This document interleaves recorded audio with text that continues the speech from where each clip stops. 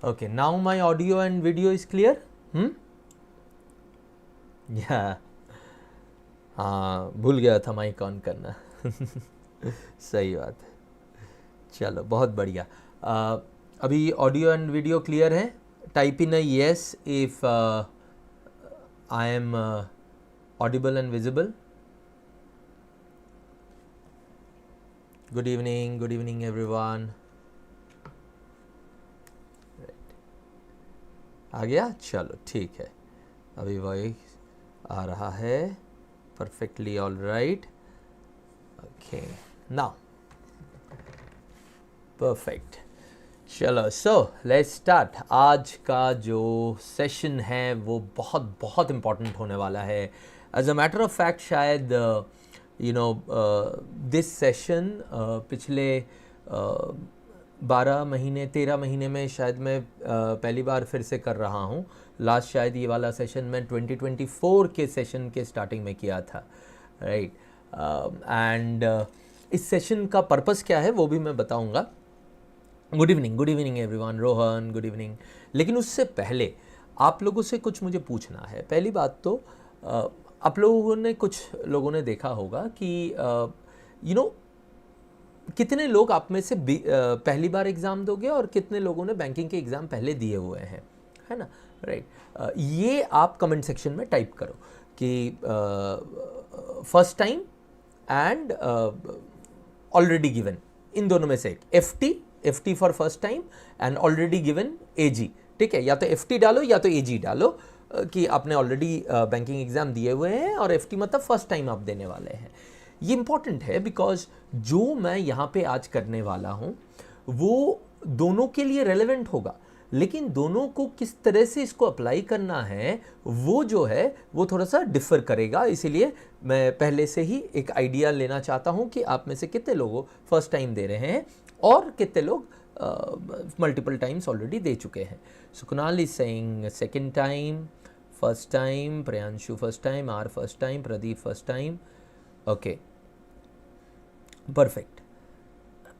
Already in service तो multiple times होगा, obvious सी बात है। निरंजन, कोई बात नहीं। रोहन फर्स्ट टाइम, जय विजय, ऑलरेडी गिवन, वेरी गुड। चलो, so now I have a more less clear idea. अगर आप लोग इसको रिकॉर्डिंग में देख रहे हैं बाद में तो भी आप कमेंट सेक्शन में डाल सकते हैं कि सर मैं फर्स्ट टाइम दे रहा हूँ, उसके हिसाब से मेरे ये इश्यूज़ है। और आज जो यहाँ पे है उनके तो सारे इश्यूज़ मैं यहीं पे डिस्कस करने वाला हूँ, राइट। तो अब आ जाते हैं इंग्लिश सेक्शन का। तो इंग्लिश सेक्शन जो है दोस्तों इम्पॉर्टेंट किस तरह से है वो पहले हम लोग देखेंगे, ठीक है। सो व्हेन आई उसके लिए मैंने ना आज एक पोल करवाया था। I'll just share the poll with you, right? I will just share the poll with you. मैंने टेलीग्राम ग्रुप में करवाया था, वो शायद मेरे पास हो अभी यहाँ पे।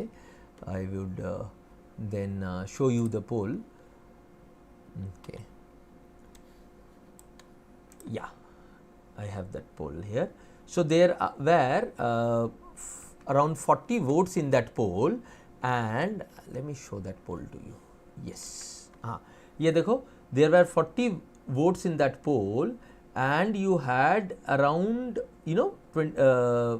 what I wanted to have कि कहाँ पे ज़्यादा प्रॉब्लम है। तो इस पोल को भी हम लोग यूज़ करेंगे कुछ देर के लिए। और एक मैंने पोल करवाया था टीम से बोल के यूट्यूब चैनल पे कि how many of you agree that English and CR can be a game changer.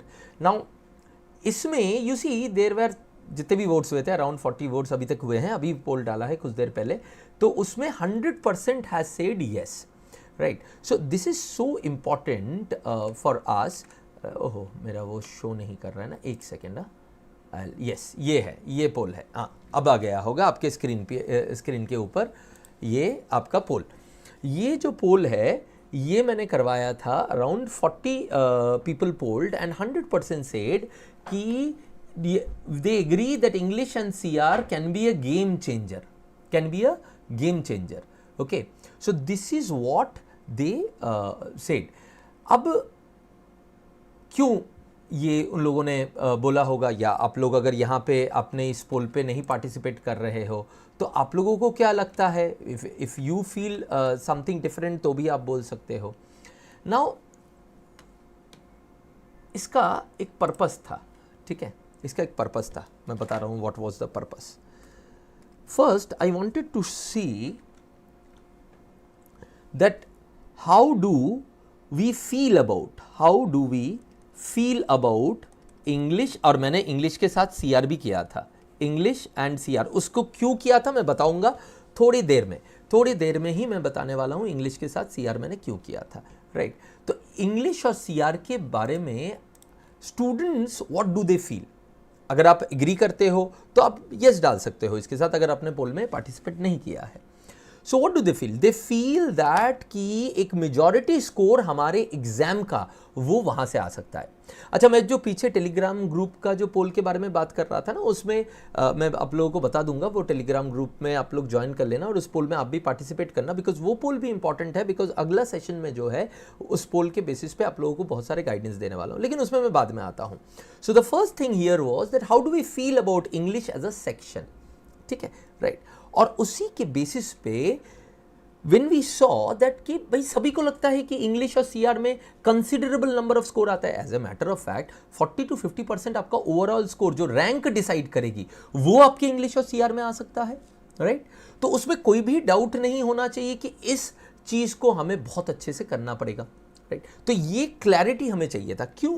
क्योंकि आज मैं जो चाह रहा हूं, जो बच्चे आज ये अटेंड कर रहे हैं, मैं ये चाह रहा हूं कि अगले 3 महीने 6 महीने उनको क्लैरिटी रहे करना क्या है, because there is so much to do. तो इंटरनेट का जैसे हमारे पास एडवांटेज है वैसे डिसएडवांटेज भी हुआ है। वो ये है कि हमारे पास बहुत सारी चीज़ें आ गई है, तो हमें ना हमेशा एक फियर ऑफ मिसिंग आउट सताती रहती है। हमें लगता रहता है कि यार मैं ये नहीं करूंगा तो मिस आउट तो नहीं हो जाएगा, वो नहीं करूंगा तो मिस आउट तो नहीं हो जाएगा। ये हमेशा हमारे दिमाग में रहता है। अगर गलत कह रहा हो तो बताना, राइट। इज इट नॉट कि हम लोग हमेशा एक होड़ में रहते हैं कि ये भी कर लूँ वो भी कर लूँ, ये मटेरियल भी ले लूँ वो मटेरियल भी ले लूँ, भले ही उसमें से हार्डली 20 to 30% हम कभी कंप्लीट कर पाते हैं, लेकिन ये होता तो है ना दोस्तों। Do you agree with me? Yes और no? Type in the comment box. तो अगर ये होता है तो इससे होता क्या है कि we always are in an agitated state, in a distracted state, और उसके वजह से हमारा एक प्लान बनता है, वो प्लान 10 दिन चलता है, फिर हमारा फोमो किक इन हो जाता है, and then we get distracted and do something else. We are always hard work, we are always stressed, and over a period of 20, 25, 30 days we see कि जब हमने 1 महीने पहले जहां से स्टार्ट किया था और आज जहां पे हूं वहां बहुत डिफरेंस नहीं है, और फिर हमारा फ्रस्ट्रेशन किक इन हो जाता है। कोई लोग 1-2 महीने तक प्रिपरेशन ही छोड़ देते हैं, और कोई लोग तो फ्रस्ट्रेशन से अपने आप के ऊपर ही guilt feeling, they start feeling guilt. ये होता है सबके साथ, नहीं तो कुछ लोगों के साथ तो ये होता ही होगा। Yes. So if this happens, and this has been, और इसीलिए मैंने आपको पूछा था फर्स्ट टाइम या ऑलरेडी गिवन। जो ऑलरेडी गिवन है उन लोगों को ये बात समझ में आ रही होगी कि यार हाँ, ये तो सर जो बोल रहे हैं ये तो हमारे साथ हो चुका है, been there done there kind of thing, isn't it दोस्तों। और जो पहली बार दे रहे हैं इस एग्जाम को, उनको भी ये समझना जरूरी है कि ये जो फीलिंग ऑलरेडी गिवन के साथ है ना, ये फीलिंग जरूरी नहीं है कि आपको आए। आप पहली बार में इस फीलिंग के इस फीलिंग को ना पाते हुए भी सक्सेस की तरफ जा सकते हो। Why would you need such a negative feeling, right? जो ऑलरेडी गिवन है उनको पता है कि ये होता है। आप भी ये सोच समझ के समझो कि अगर आप भी वही रास्ते पे जाओगे जहां पे यू वुड हैव डिस्ट्रैक्शन, जहां पे you would always will collect a lot of thing, but fear of missing out के वजह से एक कोई भी चीज़ को ठीक से फॉलो ना करने के वजह से आपका पूरा का पूरा महीने, साल, इवन साल बर्बाद हो जाता है। अगर ऐसा होता है तो then what, that is not the feeling that you would want ना, 6 महीने 8 मंथ डाउन द लाइन। तो किसी भी हालत में उस फीलिंग को हमें रोकना है, क्योंकि उस फीलिंग से हमारा सक्सेस जुड़ा हुआ है।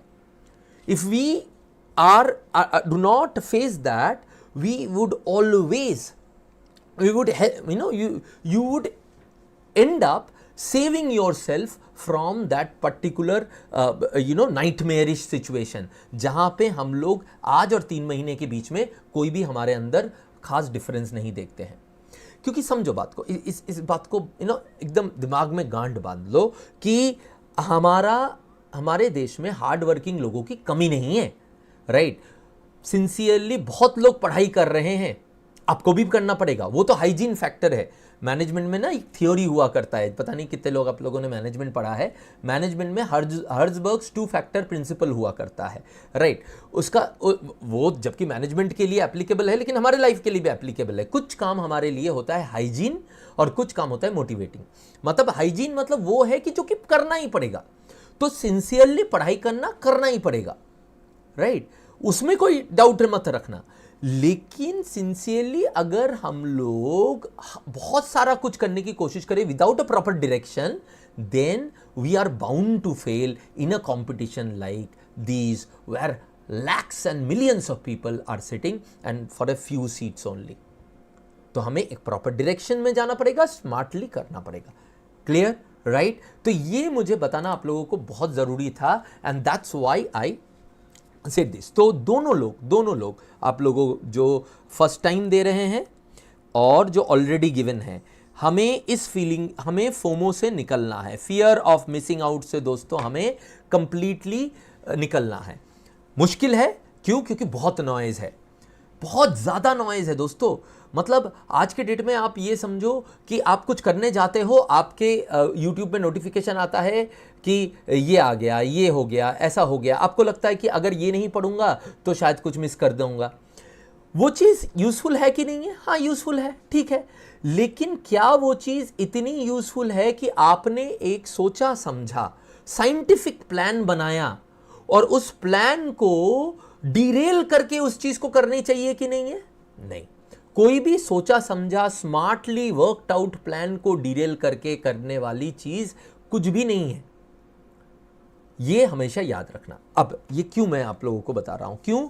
क्योंकि I can give you the best of the plans in the world, but that would not work if you do not implement it. और वो इंप्लीमेंट आप तभी कर पाओगे जब आप फुल्ली कमिटेड हो।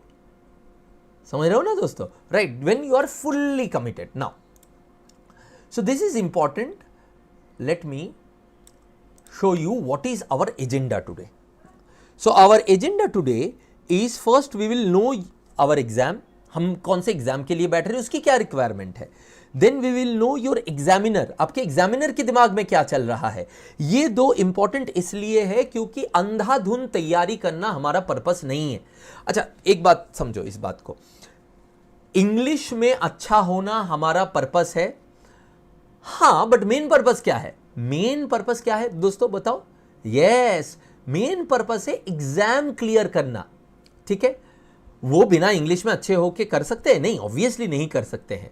बट इंग्लिश में अच्छे होने का मतलब होता है ABCDE। मान लेते हैं इंग्लिश में अच्छे होने के लिए आपको 5 चीजें करनी पड़ेगी, सोच लो।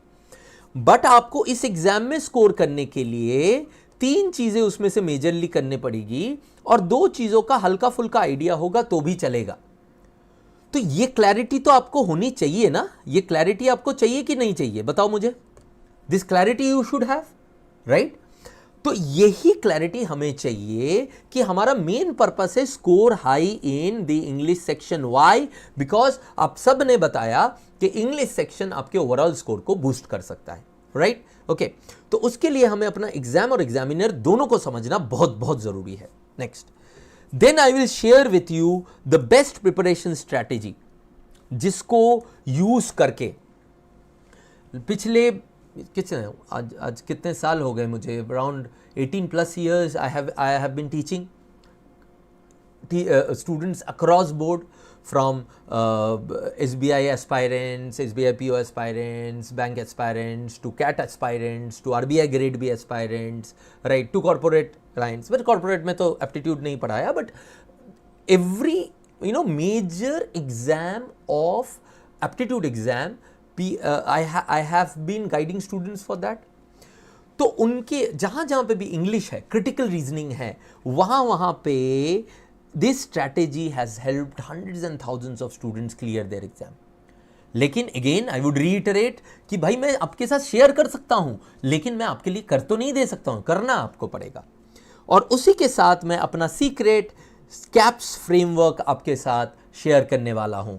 ये कैप्स फ्रेमवर्क जो मेरे कोर्सेज का, जो मेरे एक इंटीग्रल पार्ट है, जो मेरे से क्रिटिकल रीजनिंग अभी जो पीछे कोर्स हुआ था उसमें सीखा है, उन्होंने देखा भी होगा इस कैप्स फ्रेमवर्क को इन एक्शन। मैं बताऊंगा क्या है ये, राइट। वो सीक्रेट कैप्स फ्रेमवर्क आपके साथ शेयर करने वाला हूं, और एंड तक बने रहिएगा, तो I will give you 6 bonus tips, right. So this is the agenda of today.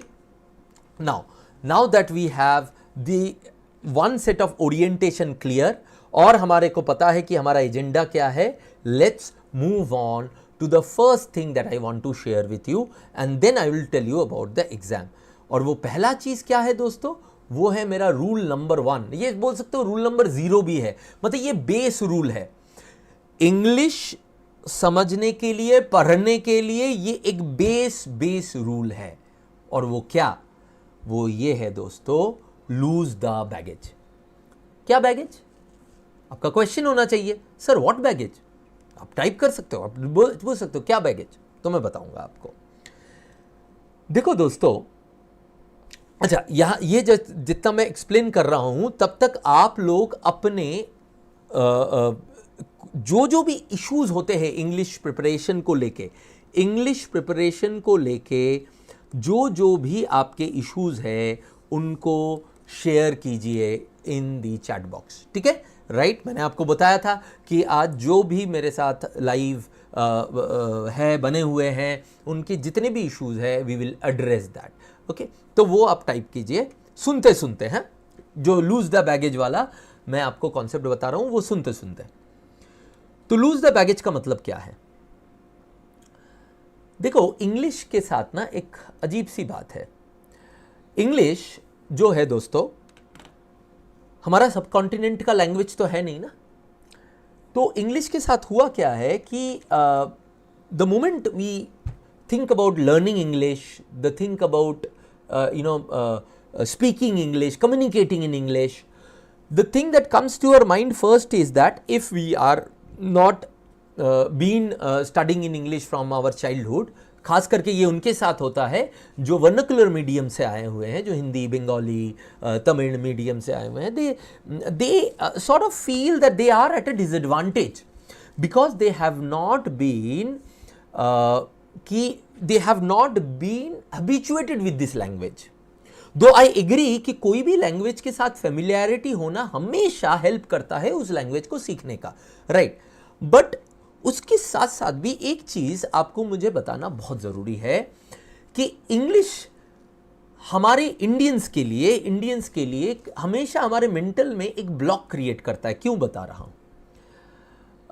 हम इंग्लिश को कैसे देखते हैं? हम इंग्लिश को देखते हैं as the language of the Britishers, जो कि हमारे ब्रिटिश जो है हमारे यहाँ पे अराउंड 200 years तक they had been here as conqueror, as rulers। I'll not say conqueror because उनको conqueror बोलना भी हमारी ही तौहीन है, because if we had not been disunited तो हमें कभी भी कोई भी हमें कॉन्कर नहीं कर पाते। हम आपस में लड़ लेते हैं तो इसीलिए हमें कॉन्कर कर पाते हैं। तो दे हैड रूल्ड अस। से मैं इतना क्रेडिट नहीं अंग्रेज़ों को देना चाहता कि उन्होंने हमें कॉन्कर किया, बिकॉज हम इंडियन हैं, हमें प्यार से कॉन्कर किया जा सकता है, फोर्स से नहीं है, राइट, ठीक है, ओके। तो रूलर, दे हैड रूल्ड अस, तो उनसे हमें ये रहता है कि यार ये रूलर का लैंग्वेज है। पर असल में पता है इंग्लिश है क्या? English is a common man's language यार। इंग्लिश इंग्लैंड में 17वीं सदी तक ऑफिशियल लैंग्वेज नहीं था, वो पीजेंट्स का लैंग्वेज था, फार्मर्स का लैंग्वेज था, आम आदमी का लैंग्वेज था। जैसे हमारे डायलेक्ट्स नहीं होते हैं, यहाँ के जो डायलेक्ट्स, जो आम आदमी के डायलेक्ट्स होते हैं, वैसे ही इंग्लिश था। Latin was the official language of the king of England till the 16th century। तो common man's language is what?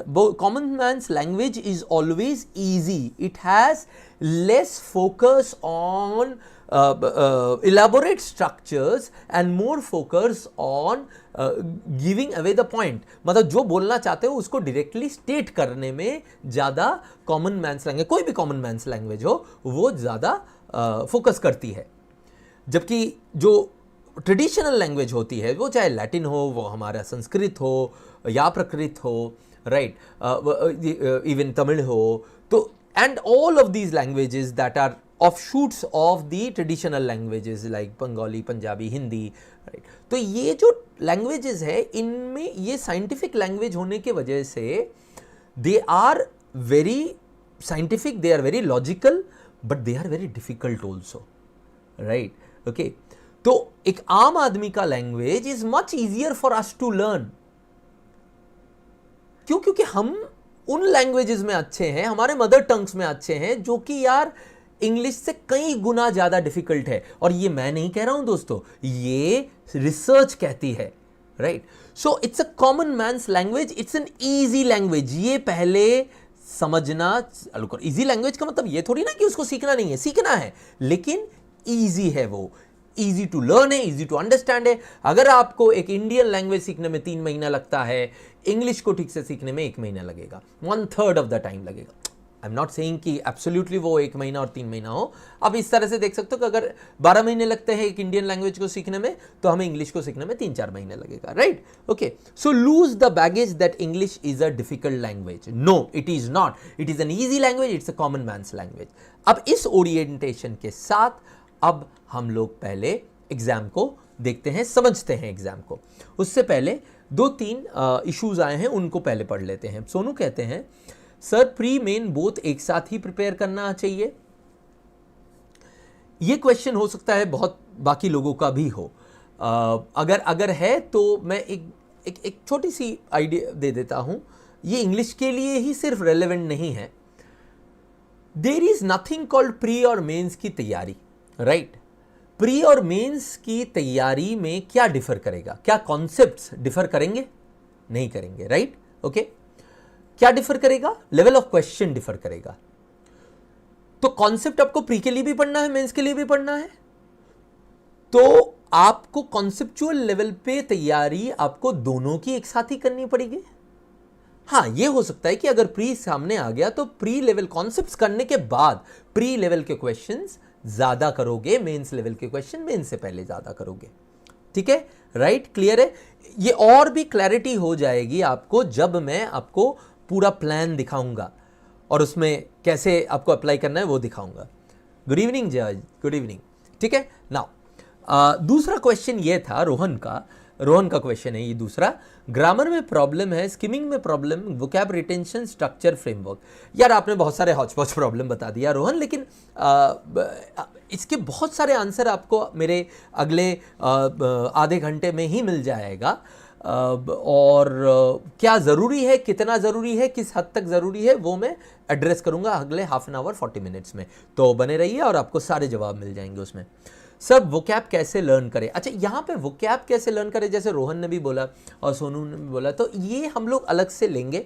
Vocab कैसे लर्न करें, वोकैब को आपको टाइम कैसे देना वो मैं बता दूंगा. बट डिटेल में अगर आपको चाहिए कि मैं वोकैब के ऊपर जो है पूरा एक सेशन लूँ कि वोकैब कैसे करना है आपको डे ऑन डे बेसिस पे, तो आप अभी कमेंट चैट बॉक्स में डाल दीजिए sir vocab session, then I would plan something. और अगर आप इसको रिकॉर्डिंग में डाल रहे हैं तो कमेंट सेक्शन में भी डाल दीजिए. अगर ज़्यादा से ज़्यादा कमेंट आएंगे कमेंट में तो आई वुड डेफिनेटली डू, अगर आप लोग इंटरेस्टेड हो तो, right. Hi Sayan, I am good. मैं आमी भालो, हाउ आर यू?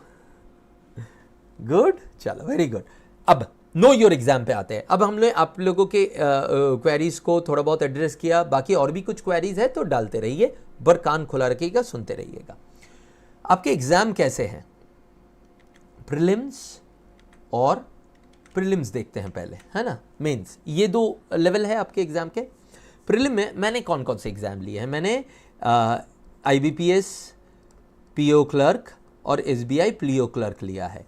ऑब्वियस सी बात है, any type of exam that has similar pattern, मैं सिर्फ similar pattern in terms of number of question और मार्क्स और मिनट नहीं बोल रहा हूँ, ड्यूरेशन नहीं बोल रहा हूँ, similar pattern in terms of the things that are included, वो अगर है तो उस पर भी ये काम आएगा जो मैं आगे बोलने वाला हूँ। पर ये जो 2-4 मेजर एग्जाम हैं हमारे IBPS, SBI, PO क्लर्क दोनों, इनको देख लेते हैं। इंग्लिश में प्रीलिम्स में 30 क्वेश्चंस आते हैं, कहाँ कहाँ पे बाकी सारे में सिर्फ SBI इस बार पिछले बार के एग्जाम से चेंज किया है, उन्होंने 40 क्वेश्चन दिए, तो जो भी येलो में हाईलाइटेड है वो SBI PO का पैटर्न है, ठीक है ना दोस्तों।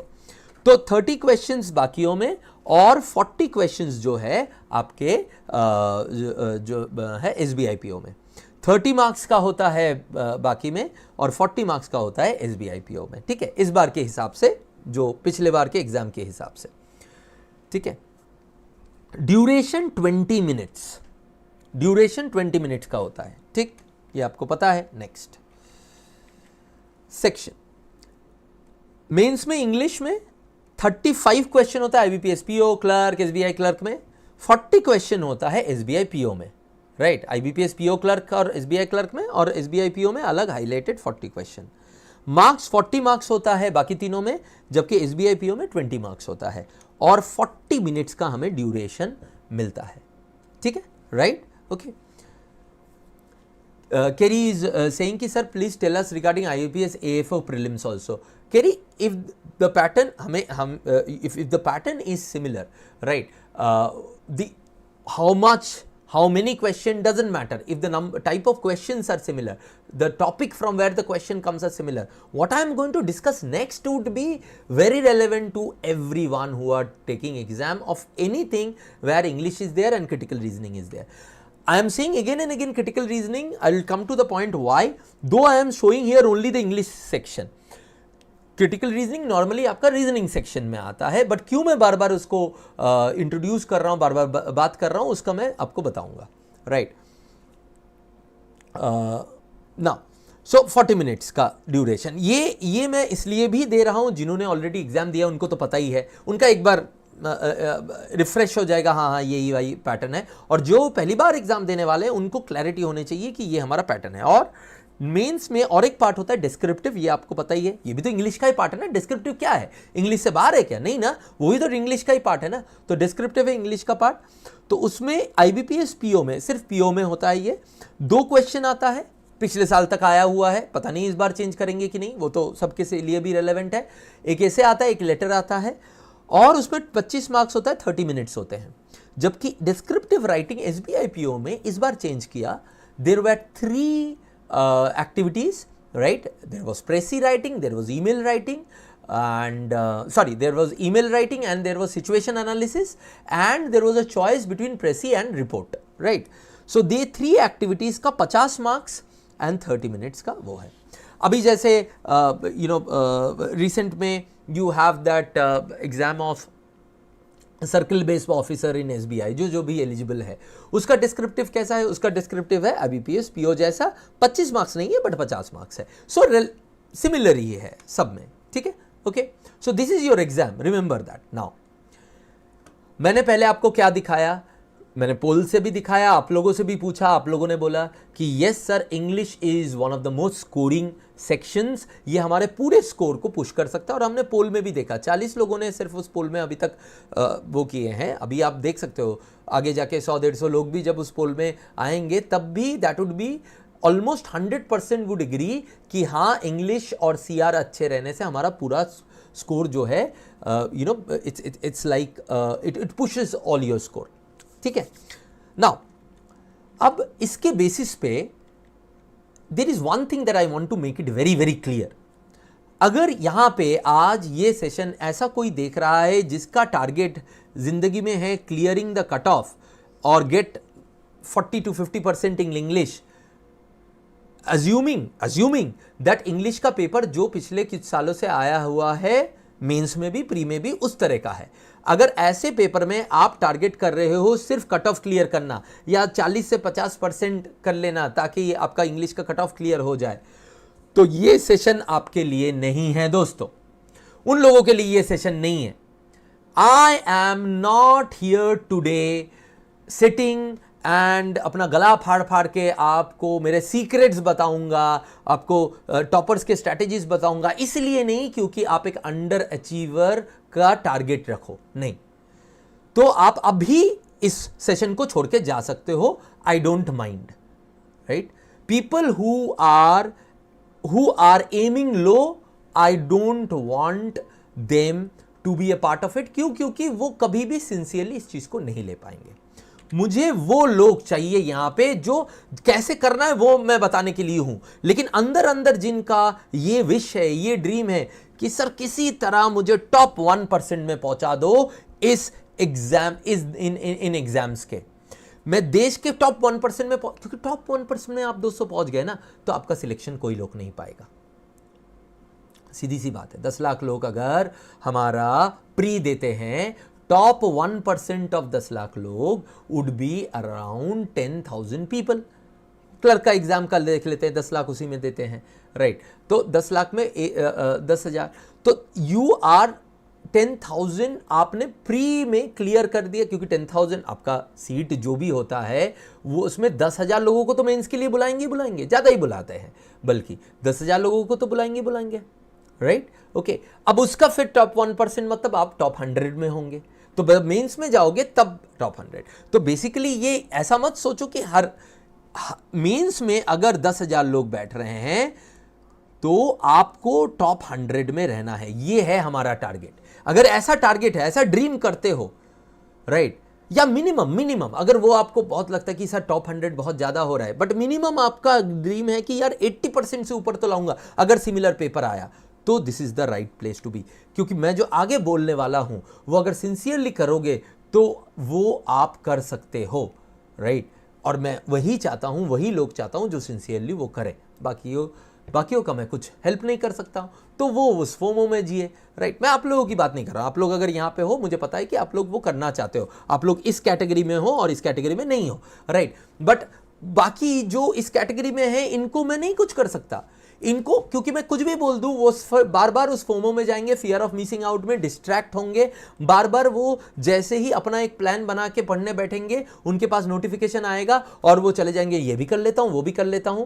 हजारों तरह का पीडीएफ इकट्ठा करेंगे जिसमें से हार्डली 10% कभी देखेंगे ठीक से, राइट। उनका तो कोई भी कुछ नहीं कर सकता है।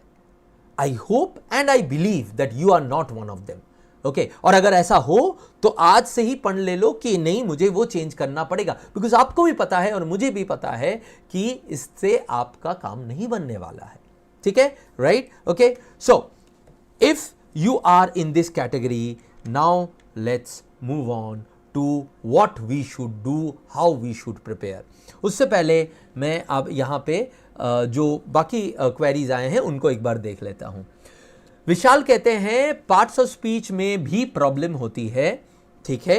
So that is parts of speech एक बेसिक्स ऑफ ग्रामर है, तो उसमें प्रॉब्लम होती है, तो हम आपका पूरा ग्रामर में ही प्रॉब्लम होगा, ऑब्वियस सी बात है। तो उसको हम लोग आप कैसे कर सकते हो उसके बारे में मुझे एक अलग से सेशन लेना पड़ेगा, बट येस आई अंडरस्टैंड, उसको हम डिस्कस करते हैं। अभी मैं ग्रामर का जो आपको प्रिपरेशन का तरीका दिखाऊंगा उससे देखना कुछ हद तक वो सॉल्व हो जाएगा। बाकी अगर आपको डिटेल में पढ़ना है उसके लिए तो obviously I will have to deliver more lectures.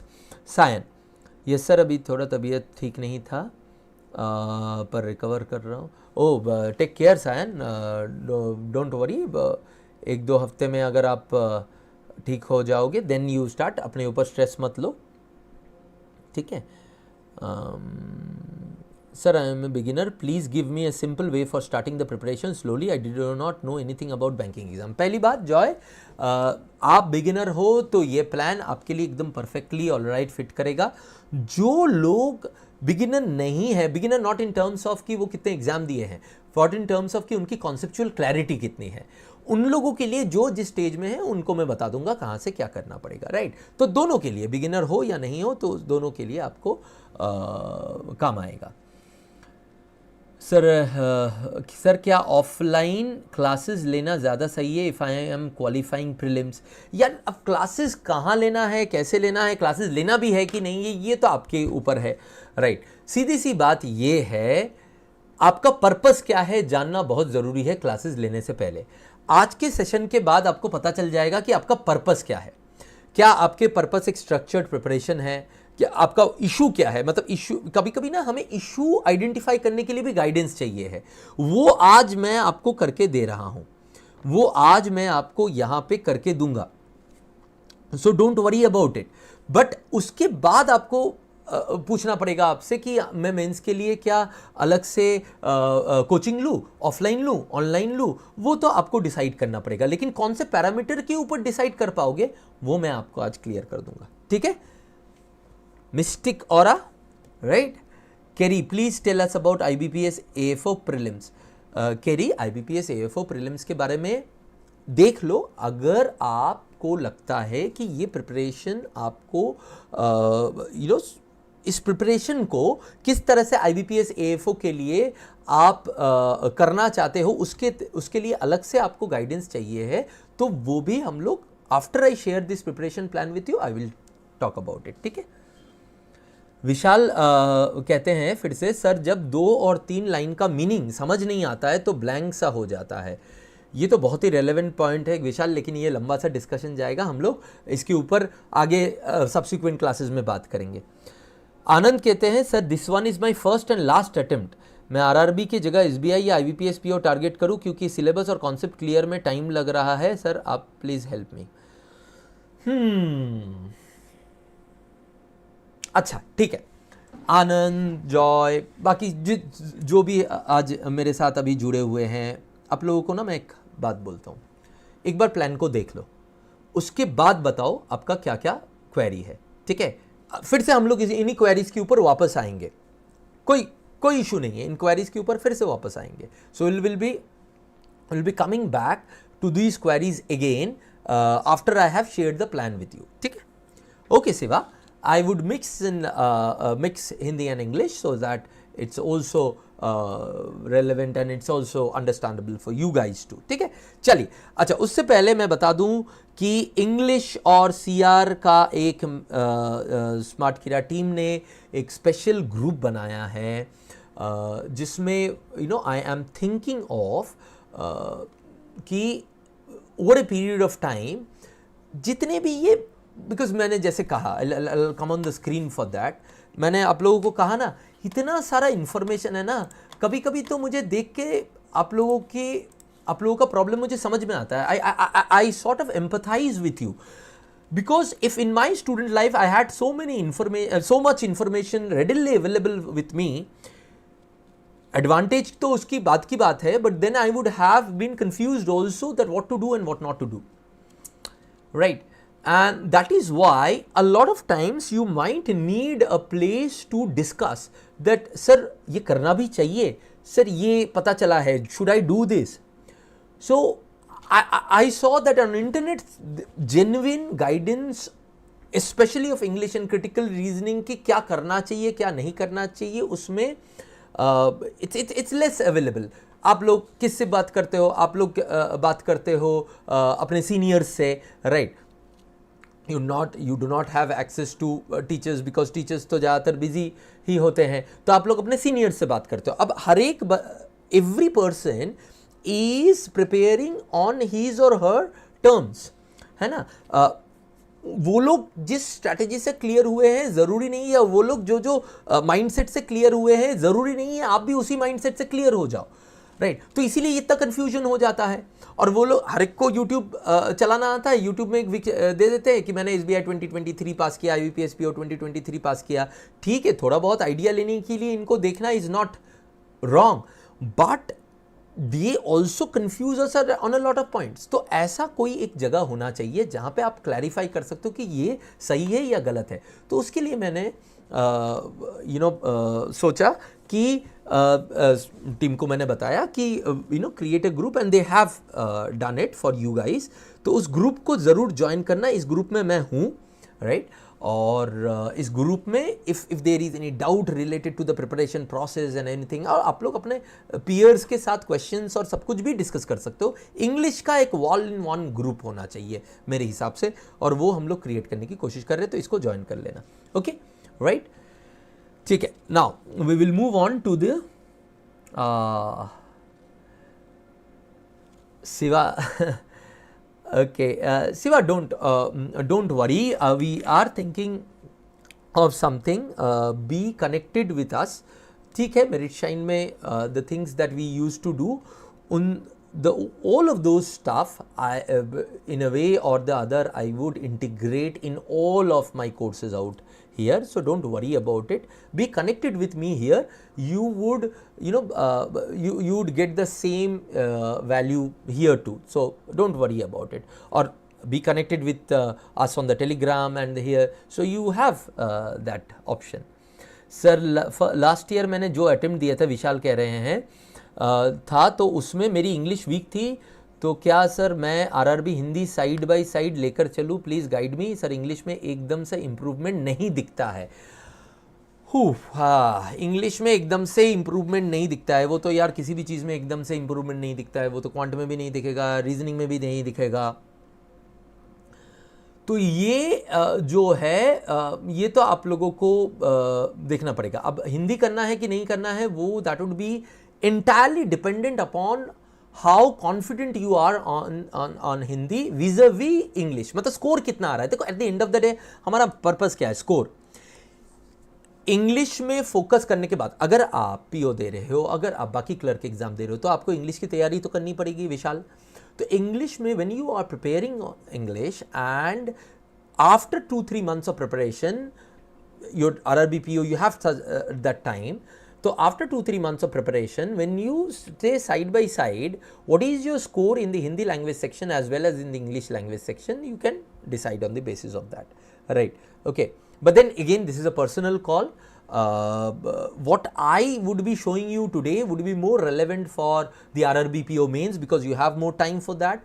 It would be more relevant for IBPS PO, SBI PO, IBPS clerk, SBI clerk, all the other exams, right? Okay, now coming to know your examiner's mind. अब plan देने से पहले what did I tell you? That I will share with you your examiner's mind. ये बहुत important है कि आपको किस चीज के ऊपर टेस्ट किया जाता है दोस्तों।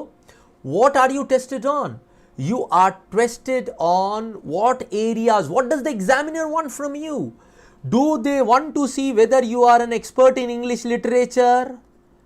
Yes or no? Do they want to see that?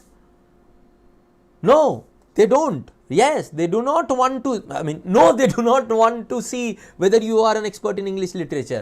Do they want to see that you are an amazing orator?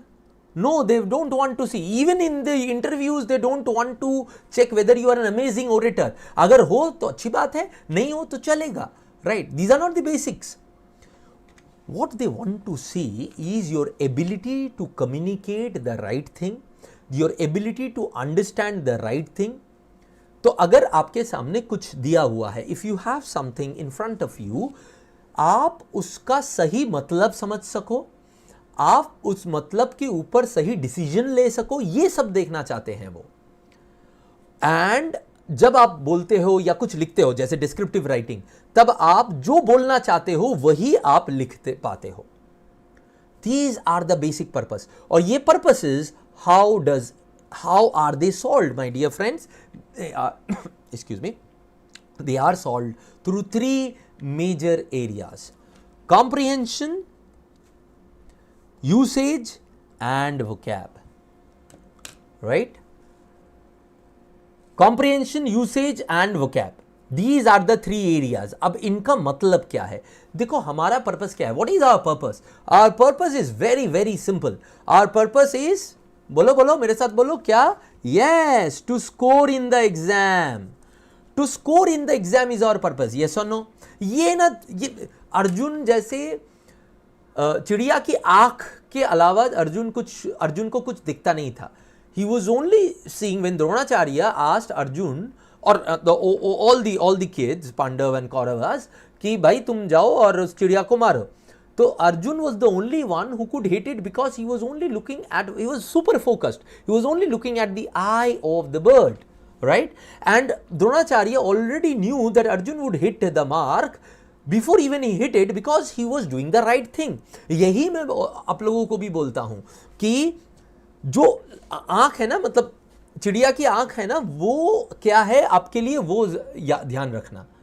अगर वो आपने वो सही ध्यान रखा और वो सही डायरेक्शन में गया तो आपका सक्सेस कोई नहीं रोक सकता है, आप खुद भी नहीं रोक सकते हो अनटिल अनलेस आप जाके सबोटेज करके आ जाओ अपना पेपर, राइट? वो तो करोगे नहीं मोस्ट प्रोबेबली।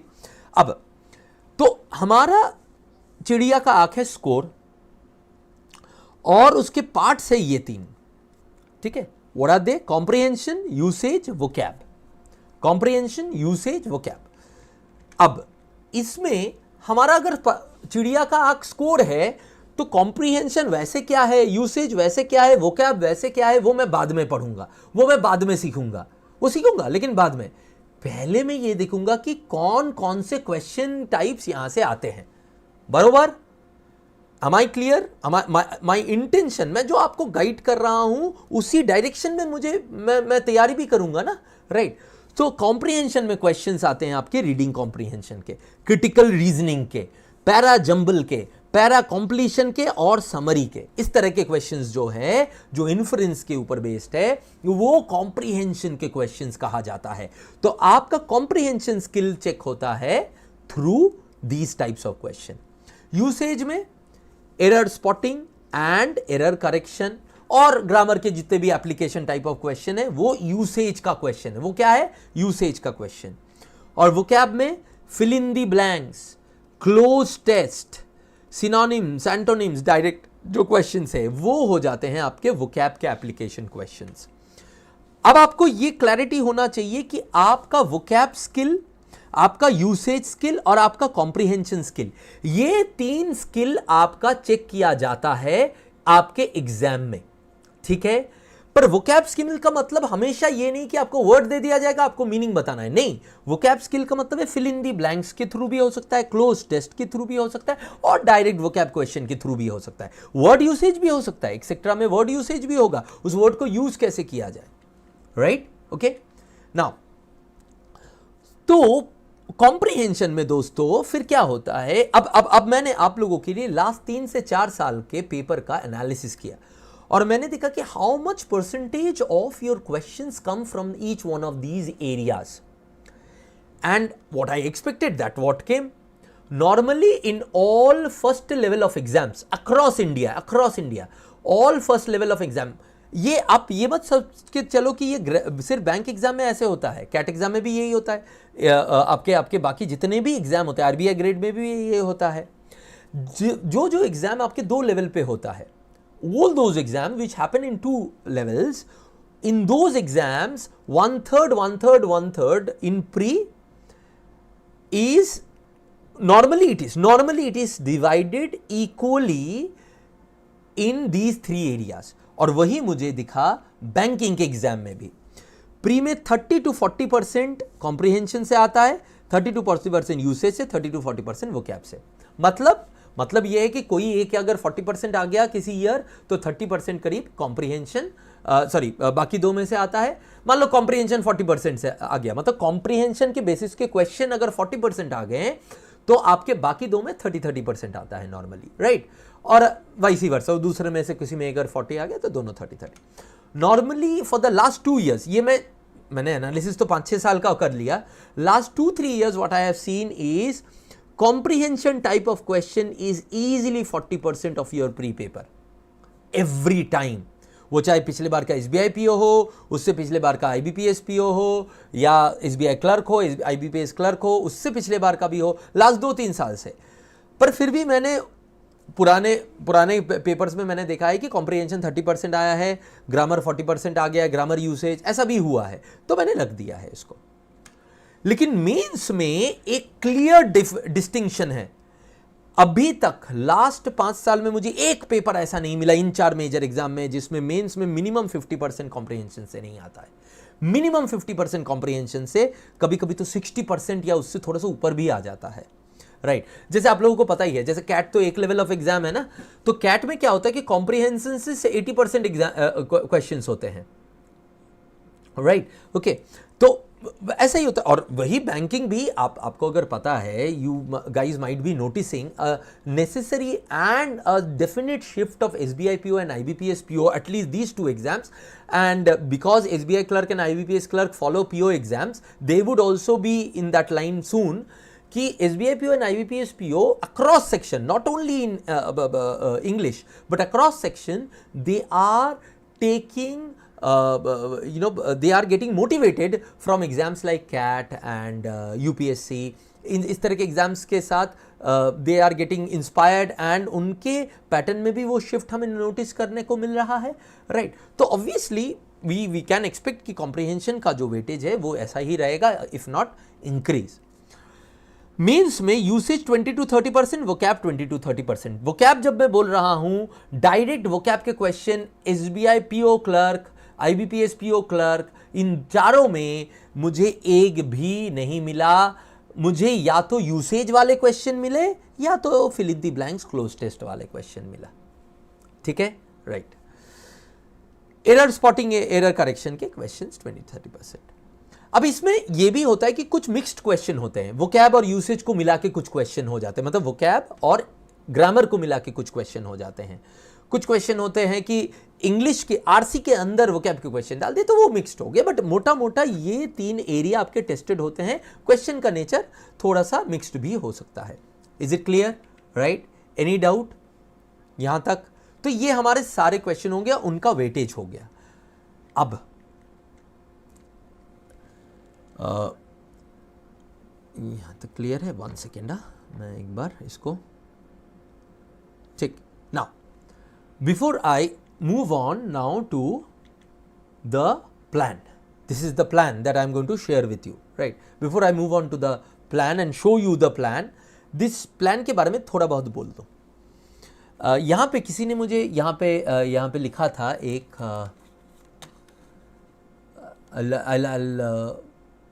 क्योंकि मैंने ये सोच के रखा था और उन्होंने ये डाल दिया था। Priyanshu says, sir, the sole purpose is to clear all stages of banking. Please give us complete mentorship. Yes, Priyanshu, don't worry. As a matter of fact, as we are discussing, team, I have directed team to create one of the best plans that can be created for you guys for English and critical reasoning. और बहुत ही जल्द आपको उसके बारे में पता भी चल जाएगा, राइट? मिस्टिक और आप डोंट वरी, अगर ये लास्ट अटेम्प्ट है, we will make it happen in the last attempt, right? Just don't get distracted. Tarun कहते हैं हो जाएगा मिस्टिक भाई, बस थोड़ा काम रखे। यस, ऑब्वियसली तरुण। वैसे लास्ट ईयर मैंने जो अटेम्प्ट दिया तो उसमें मेरी इंग्लिश वीक थी, ये तो हमने बात कर लिया। सर इंग्लिश में एकदम से एग्जैक्टली सर, या जॉय बर्मन, जॉय कहते हैं exactly sir, everyone is confusing us, all video title be like clear the exam in 6 months, first attempt, totally confusing. Now yes, this is very very important. ये क्यों important है? Because मैं भी अभी जो देने वाला हूं उसमें एक 3, 6 और 9 महीने का प्लान होगा, राइट? बट ये मुझे एक्सप्लेन करना बहुत जरूरी है कि how this is entirely different from those thumbnails that we see on YouTube. अच्छा देखो, मैं कोई भी I am not going to be the most unpopular guy in the room, right? But कुछ सच चीज़ें, कुछ ट्रूथफुल चीज़ें मुझे बोलना ही पड़ेगा। और ऐसा नहीं कि ये मैं दूसरों के लिए बोल रहा हूँ, मुझे let me share this with you. YouTube एक मार्केट प्लेस है, पता नहीं क्यों एंड वाई पीपल से कि यूट्यूब में education is free. I don't understand what's free on YouTube, because YouTube में we pay with our time, right? So YouTube education is not actually free. YouTube में आप अपना टाइम देके पढ़ते हो, और एक्चुअली अब जितने एड्स आने लगे हैं अभी YouTube में जो नॉन स्किपेबल भी है, तो उसमें तो टाइम वेस्ट भी होता है, ठीक है? बट उस बात में नहीं जाते हैं। एजुकेटर्स लाइक अस, मुझे भी इंक्लूड कर रहा हूँ, जब YouTube पे कुछ देते हैं तो हमारा दिमाग में क्या रहता है कि कोई भी एजुकेटर YouTube में अच्छी चीज़ ही बोलता है, जो उनको पता है उस हिसाब से वो अच्छी चीज़ ही बोलता है। मैं उन्हीं एजुकेटर्स की बात कर रहा हूँ जो सिंसियरली पढ़ाते हैं, राइट? जो सिर्फ they are trying to create an aura of educator but they do not teach sincerely, उनके बारे में बात नहीं कर रहा हूँ। और मुझे पता भी नहीं है ये कौन से है कौन से नहीं है, बट मुझे पता है कि ऐसे होते हैं, हर मार्केट में ही होता है। तो जो भी सिंसियरली पढ़ाने की कोशिश कर रहे हैं एजुकेटर, आपको इंक्लूडिंग में, मेरे दिमाग में क्या रहेगा जब मैं यूट्यूब में आऊँगा? यूट्यूब एक मार्केट प्लेस है, इसमें कोई डाउट है? कोई मुझे आके आज बोल सकता है यूट्यूब मार्केट प्लेस नहीं है? यूट्यूब तो एक मार्केट प्लेस है ना। कैसे मार्केट प्लेस है? We compete for eyeballs there, ठीक है। तो इसलिए अब कोई भी YouTube में एल्गोरिदम मेरे थंबनेल को जितने लोगों के सामने दिखाएगा, टाइटल को जितने लोगों के सामने दिखाएगा और जितना उस पर क्लिक होगा उतना ही मेरा वीडियो चलेगा और उससे लोगों को मेरे बारे में पता चलेगा, राइट। हर टीचर का अंदर एक विश होता है कि उसको ज़्यादा से ज़्यादा लोग देखें, तो उसके लिए उसको अब क्या करना पड़ रहा है, YouTube के हिसाब से चलना पड़ रहा है। उसको थंबनेल में कैची क्लिक बेट यूज करना पड़ रहा है, टाइटल में करना पड़ रहा है। Just to share with you our story, अभी शिवा ने कहा ना कि वो मेरिट शाइन के डेज मिस करता है। तो मेरिट शाइन में मैं जब we were running Merit Shine, तो वहाँ पे हमारा एक वो था कि हम लोग कभी भी कैची टाइटल और ऐसे चीज़ें यूज़ नहीं करेंगे। हुआ क्या कि YouTube स्टार्टेड शोइंग आवर जो थंबनेल्स है, जो टाइटल्स है, वेरी लेस, ठीक है, राइट। तो we lost that huge student base. क्यों? क्योंकि YouTube को लगा कि ये कैची नहीं है। तो ये हमारी अभी एजुकेटर्स की, जो अच्छे एजुकेटर्स, जो सिंसियर एजुकेटर्स हैं, उनकी मजबूरी है वो कैची टाइटल्स और थंबनेल यूज करें, नहीं तो हम YouTube में एक्सप्लेन करें और YouTube के बिना आप मुझे जान नहीं पाओगे, राइट, ओके, ठीक है। तो ये होता है। अब इसमें हमेशा मैं कुछ थंबनेल दे रहा हूं, टाइटल दे रहा हूं और उसी हिसाब से मैं कर पाऊं। हर कोई कोशिश करता है उसी हिसाब से कुछ देने का, लेकिन वो पॉसिबल नहीं होता है क्योंकि वो बढ़ा चढ़ा के बोलना पड़ता है, एग्जैजरेट करके बोलना पड़ता है। ये मुझे आप लोगों को इसलिए बतानी थी बिकॉज ये हो रहा है मार्केट में, ठीक है। देखो, मैं ना थोड़ा सा वो ट्रेडिशनल टाइप का टीचर हूँ। अब क्या करूँ, मतलब वो even if I have to do it and I am doing it, I will be very honest with you, right. और क्यों करना होता है मैंने बोल दिया, ये चॉइस नहीं है। जो यूट्यूब पे है उनके पास चॉइस नहीं है। इसीलिए आपने देखा होगा कि मैं ज़्यादा से ज़्यादा अभी कोशिश करता हूँ पोर्टल के थ्रू आप लोगों को एक्सेस करने का, कि ग्रुप में आ जाओ ताकि आपको मैं गाइड कर सकूँ। बिकॉज ये इससे this is not in my hand कि मेरे स्टूडेंट्स को सही चीज़ तक मैं पहुँचा पाऊँगा कि नहीं, बिकॉज यूट्यूब पहुँचाएगा तभी तो पहुँचाऊँगा। This is one. दूसरा, अब एक फियर ऑफ मिसिंग आउट अगर मैं क्रिएट नहीं करता हूं, मैं क्रिएट नहीं करता हूं नॉर्मली, क्योंकि वो मुझे थोड़ा सा टू मच लगता है, लेकिन मैं समझ सकता हूं कि बाकी एजुकेटर जब fear of missing out create नहीं करेगा तो आप क्लिक नहीं करोगे क्योंकि आपके सामने 10 और है, राइट। आप भी तो उसी पे क्लिक करते हो ना। मैं आपकी बात नहीं कर रहा हूं, नॉर्मली की बात कर रहा हूं। पर इससे होता क्या है, मेरा टाइम और बर्बाद होता है। And we are paying YouTube with time. अगर मैंने 3 लेक्चर देख लिए और 2 मेरे काम के नहीं रहे भैया, 2 मुझे मार्जिनली इंप्रूव किया, तो मेरा वो टाइम तो गया ना, राइट। तो ये होता है, इसको एक्सेप्ट करो, इसको समझो। पहली बात तो प्रॉब्लम को इग्नोर करने से प्रॉब्लम चला नहीं जाएगा। YouTube लास्ट 3 साल में बहुत चेंज हो गया है। पहले इतने एड्स नहीं हुआ करते थे, पहले जो अच्छी चीज़ थी वो सामने आ जाती थी, थंबनेल टाइटल इतना इंपॉर्टेंट नहीं होता था, जिसका सब्सक्रिप्शन बेस ठीक ठाक है उसको ज़्यादा मिलता था, जिसका कमेंट अच्छा है, जिसके वीडियो को लोगों को पसंद किया गया है उसको ज़्यादा मिलता था। ऐसा अभी नहीं रह गया है। It's a market place now. YouTube बोलता है पैसा लगाओ तब मैं तुम्हारा वीडियो पहुंचाऊंगा। तो and that's not possible for every. और मैं सिर्फ अपनी बात नहीं कर रहा हूँ, मैं सारे अच्छे टीचर्स की बात कर रहा हूँ। आज जो टीचर बहुत अच्छा है लेकिन वो नया है, वो क्या करेगा दोस्तों? उसकी तो प्रॉब्लम यही है। बट इससे आपको ये समझना है कि आपको कुछ चेंजेस करने हैं आपके नज़रिए में। इसका मतलब आपको कुछ अगर अच्छा मिल रहा है, कुछ क्वालिटी मिल रहा है, उस चीज़ का आप कैसे फ़ायदा उठा सको लॉन्ग टर्म के लिए, वो देखना है, राइट। अब मैंने क्या बोला था, ये एक्सप्लेन करना मेरे लिए इसलिए इंपॉर्टेंट है because now I am going to show you the plan of 3 month, 6 month and 9 month. But ये वो प्लान्स नहीं है कि आपको कोई शॉर्टकट ट्रिक मिल जाएगी जिससे हो जाएगा। नहीं, इस प्लान्स में बहुत मेहनत है, राइट। तो ये एक्चुअली, अगर मैं मतलब ये दावे के साथ विथ मतलब फुल ऑफ माई एक्सपीरियंस में बोल सकता हूं, if you guys follow this for 6 month जो मैं बोलने वाला हूं, the improvement would be like जमीन आसमान का फर्क, would be so huge, right, okay. और ये आपने देख लिया, ये मैं कोई एम्प्टी प्रोमिसेस नहीं करता हूं। जो लोग क्रिटिकल रीजनिंग के मेरे कोर्स में थे उन्होंने देख लिया, मैंने बोला था कि दिमाग में इलेक्ट्रिसिटी दोहराऊंगा और आप सब ने एक्सेप्ट किया कि दिमाग में इलेक्ट्रिसिटी दोहरा आफ्टर द बैच, राइट। तो इसमें भी वही होगा, बट आपको सिंसियरली फॉलो करना पड़ेगा। तो देखिए क्या होगा, बाकी जो आपके कमेंट्स हैं उसमें मैं बाद में आ रहा हूं। इन द मीन टाइम ये देखते देखते आपको अगर कुछ दिमाग में आया, आपको मुझसे पूछना है तो शूट आप यहाँ पे डाल सकते हो। अब मैंने क्या बोला, 3 मंथ, 6 मंथ, 9 मंथ, तीन तरीके से करूंगा। Let me reduce my this one, ठीक है। सो फर्स्ट क्या क्या एरिया है मैंने ऑलरेडी आपको बता दिया है। अब इफ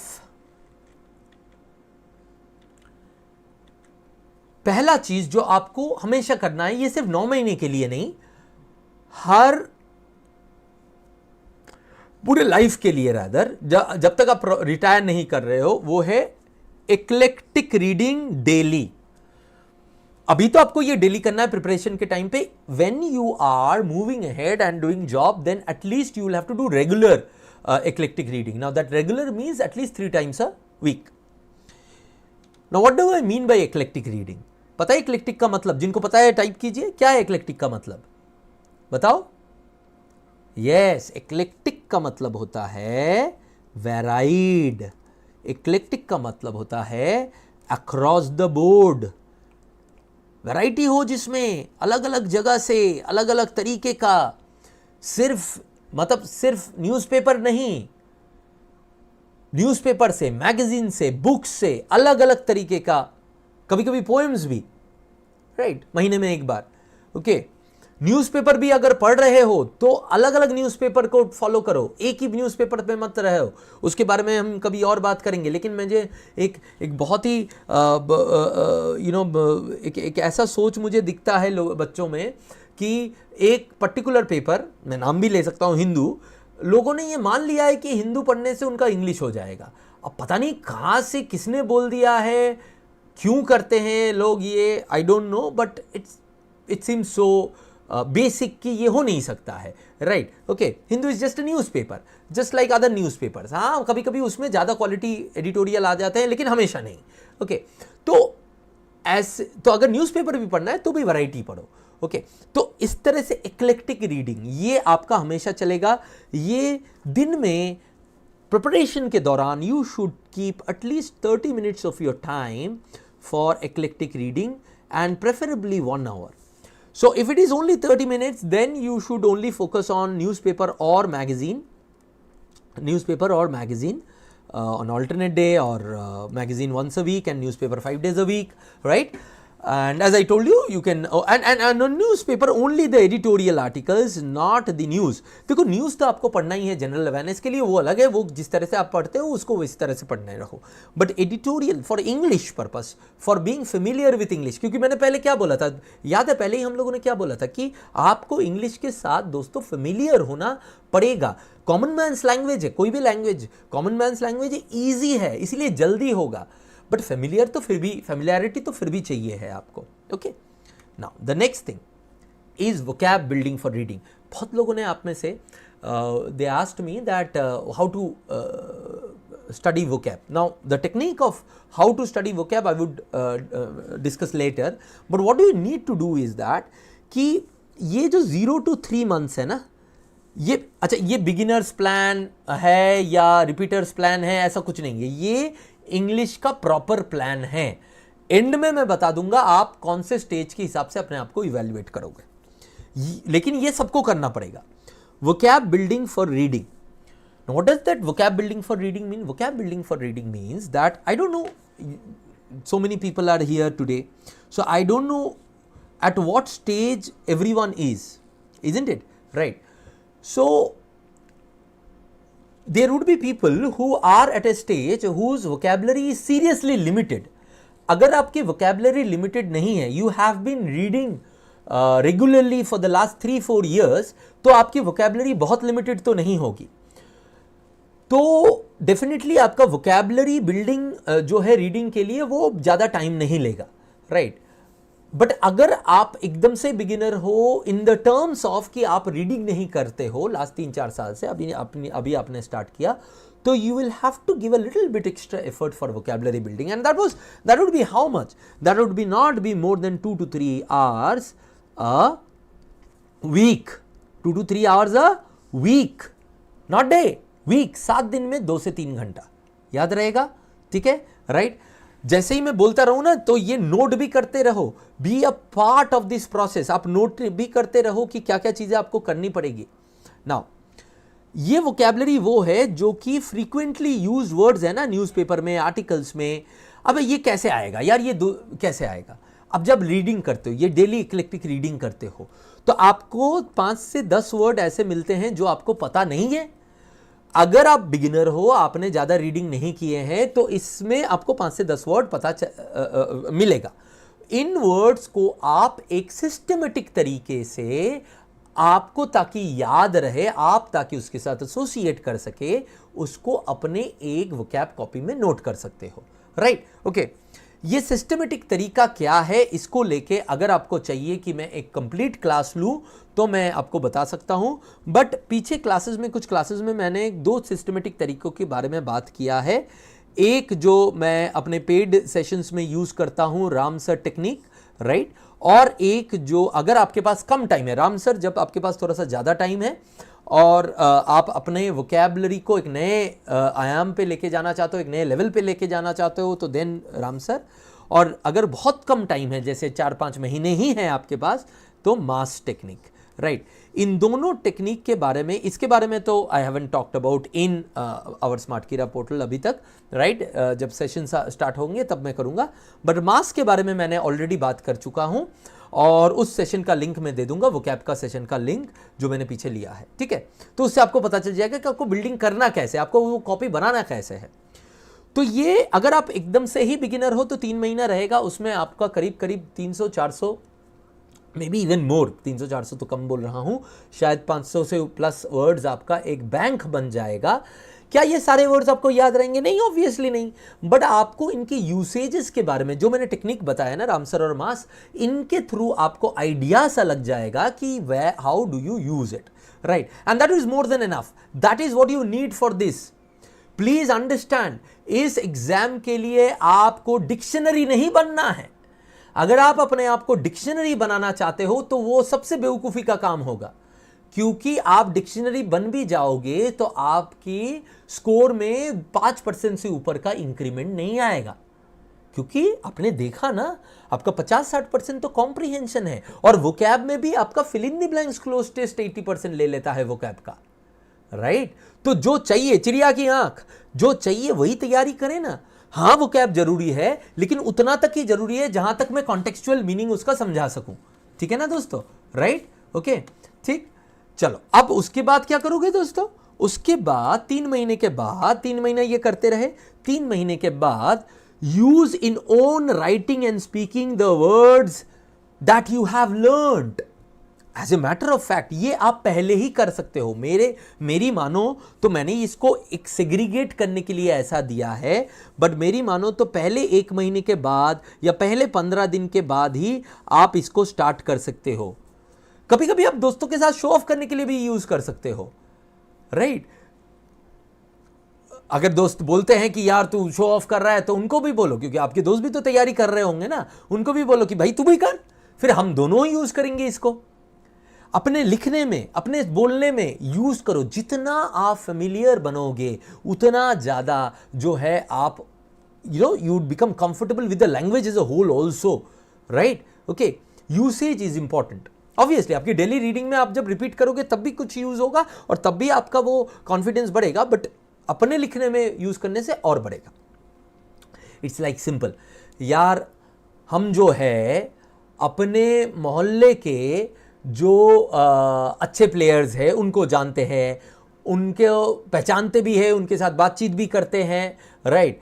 और उनके साथ बड़े कंफर्टेबल फील करते हैं, राइट? ये सुनो, मान लो आपके मोहल्ले में कोई आईपीएल खेलने वाला प्लेयर है, इंडियन टीम में खेलने वाला प्लेयर है, और बचपन से आप उनके साथ बड़े हुए हो, तो भी आपका एक बेसिक लेवल ऑफ कंफर्ट उसके साथ होगा, राइट? बट वही अगर आप किसी प्लेयर है जैसे विराट कोहली या रोहित शर्मा, इनको जानते हो, इनको सिर्फ जानते ही हो, टीवी पे देखे हो, जानते हो, इनके बारे में जानते हो, वो आपको कुछ नहीं जानते हैं, आपके उनके साथ कोई फेमिलियरिटी नहीं है, तो क्या आप अगर विराट कोहली को मीट करोगे तो कोई भी टाइप ऑफ उनसे बहुत ज़्यादा कंफर्टेबली आप वो कर पाओगे? या तो फैन बॉय मोमेंट में चले जाओगे, या तो चुप कर जाओगे, या तो कुछ और कर जाओगे, राइट? बट कंफर्टेबल तो नहीं रहोगे। यस और नो, राइट? वही वर्ड्स के साथ है, सोचो इस बात को, जो वर्ड्स आप फेमिलियर नहीं हो उनके साथ आप कंफर्टेबल कभी नहीं होगे। तो डिक्शनरी बनाना हमारा पर्पस नहीं है, इसीलिए डिक्शनरी बनाना कोई पर्पस नहीं सॉल्व करता है। तो ये जो हमने किया वो इसीलिए किया ताकि हम ये कर सके। समझ में आया? यस और नो? ठीक, वेरी गुड। अब ये अगर आपने 6 महीने तक कर लिया तो it is more than enough.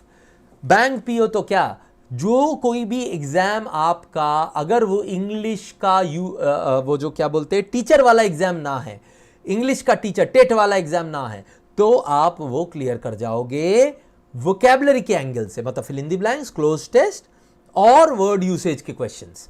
ये 3 क्वेश्चंस आपके हो जाएंगे उसके बेसिस पे। और ये कितना होता है? करीब 25 to 30% इन प्रीलिम्स स्कोर और 20% इन मेंस। ठीक है, राइट। नाउ अब यहां पे आता है, अगर आप बिगिनर हो यहां से स्टार्ट करोगे। अगर आपने ऑलरेडी ये कर लिया है, आपने बहुत रीड किया है, आपके पास नोट्स है वोकैबुलरी का, तो क्या आप ये करोगे? नहीं। क्यों करोगे? तब आप यहां से करोगे, राइट? ठीक है, तो अब बिगिनर और जो रिपीटर है उन दोनों में क्या डिफरेंस है, किस लेवल से लेना चाहिए, उनको क्लियर है? ठीक, वेरी गुड। अब आ जाते हैं हम लोग नेक्स्ट पे, that is fill in the blanks. अब ये था वोकैब, क्योंकि जब मैं काम करूंगा दोस्तों, जब मैं काम कर रहा हूं, मतलब जब मैं पढ़ाई कर रहा हूं, जब मैं कुछ सीख रहा हूं, तब तो मुझे उसको तोड़ तोड़ के सीखना पड़ेगा ना। मैं कॉम्प्रीहेंशन, यूसेज और वोकैब, ये 3 मेजर पॉइंट्स पे ही तैयारी करूंगा, बट मुझे इनके इंडिविजुअल सब एलिमेंट्स में तो घुसना पड़ेगा ना। मुझे आरसी अलग से सीखना पड़ेगा, मुझे सीआर अलग से सीखना पड़ेगा, मुझे पैराजिम्बल अलग से सीखना पड़ेगा। उसी तरह से मुझे वोकैब का लिस्ट अलग से बनाना पड़ेगा, मुझे fill in the blanks cloze test अलग से सीखना पड़ेगा, right? Fill in the blanks concept पहले 1 से 2 महीने के अंदर कंप्लीट कर लो। कॉन्सेप्ट बनाने का मतलब क्या है, what do I mean by concept, वो भी मैं बताऊंगा कुछ देर में।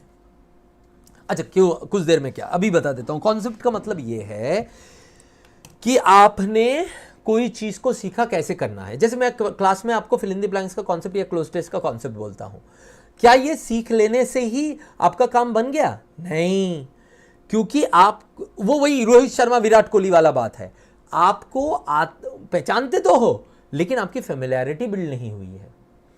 तो हमेशा कॉन्सेप्ट के ऊपर एक basic number of questions practice करनी पड़ेगी। इसके लिए आप टॉपिक टेस्ट यूज कर सकते हो, इसके लिए आपके पास कोई पीडीएफ है जहां पे टॉपिक टेस्ट है वो यूज कर सकते हो, या जैसे स्मार्ट कीरा और टेस्ट पोर्टल्स में टॉपिक टेस्ट है ना, उसको भी लगा सकते हो, राइट? बट वो उस लेवल के होने चाहिए जिस लेवल के कॉन्सेप्ट्स आप जहां पे कॉन्सेप्ट्स हमने किए हैं, बेसिक प्रैक्टिस। उसके बाद इन कॉन्सेप्ट्स को अप्लाई करते हुए एडवांस्ड प्रैक्टिस, इसको एडवांस मैं लिखना भूल गया, एडवांस्ड प्रैक्टिस करना पड़ेगा मुझे, राइट? Advance practice. और ये क्या 1 से 2 महीने के अंदर आपका सारा contest, fill in the blanks, cloze test, ये सारे इसमें इंक्लूडेड है ना। फिल इन द ब्लैंक्स मतलब fill in the blanks, cloze test सब इंक्लूडेड, ये सारे इंक्लूडेड है। 1.5 से 2 महीने के अंदर हो गया, फिर अगला 3 से 4 महीने, 4.5 महीने आपने सिर्फ प्रैक्टिस किया।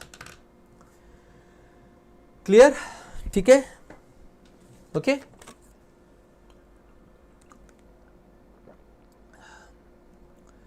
Wait a moment, let me have some water.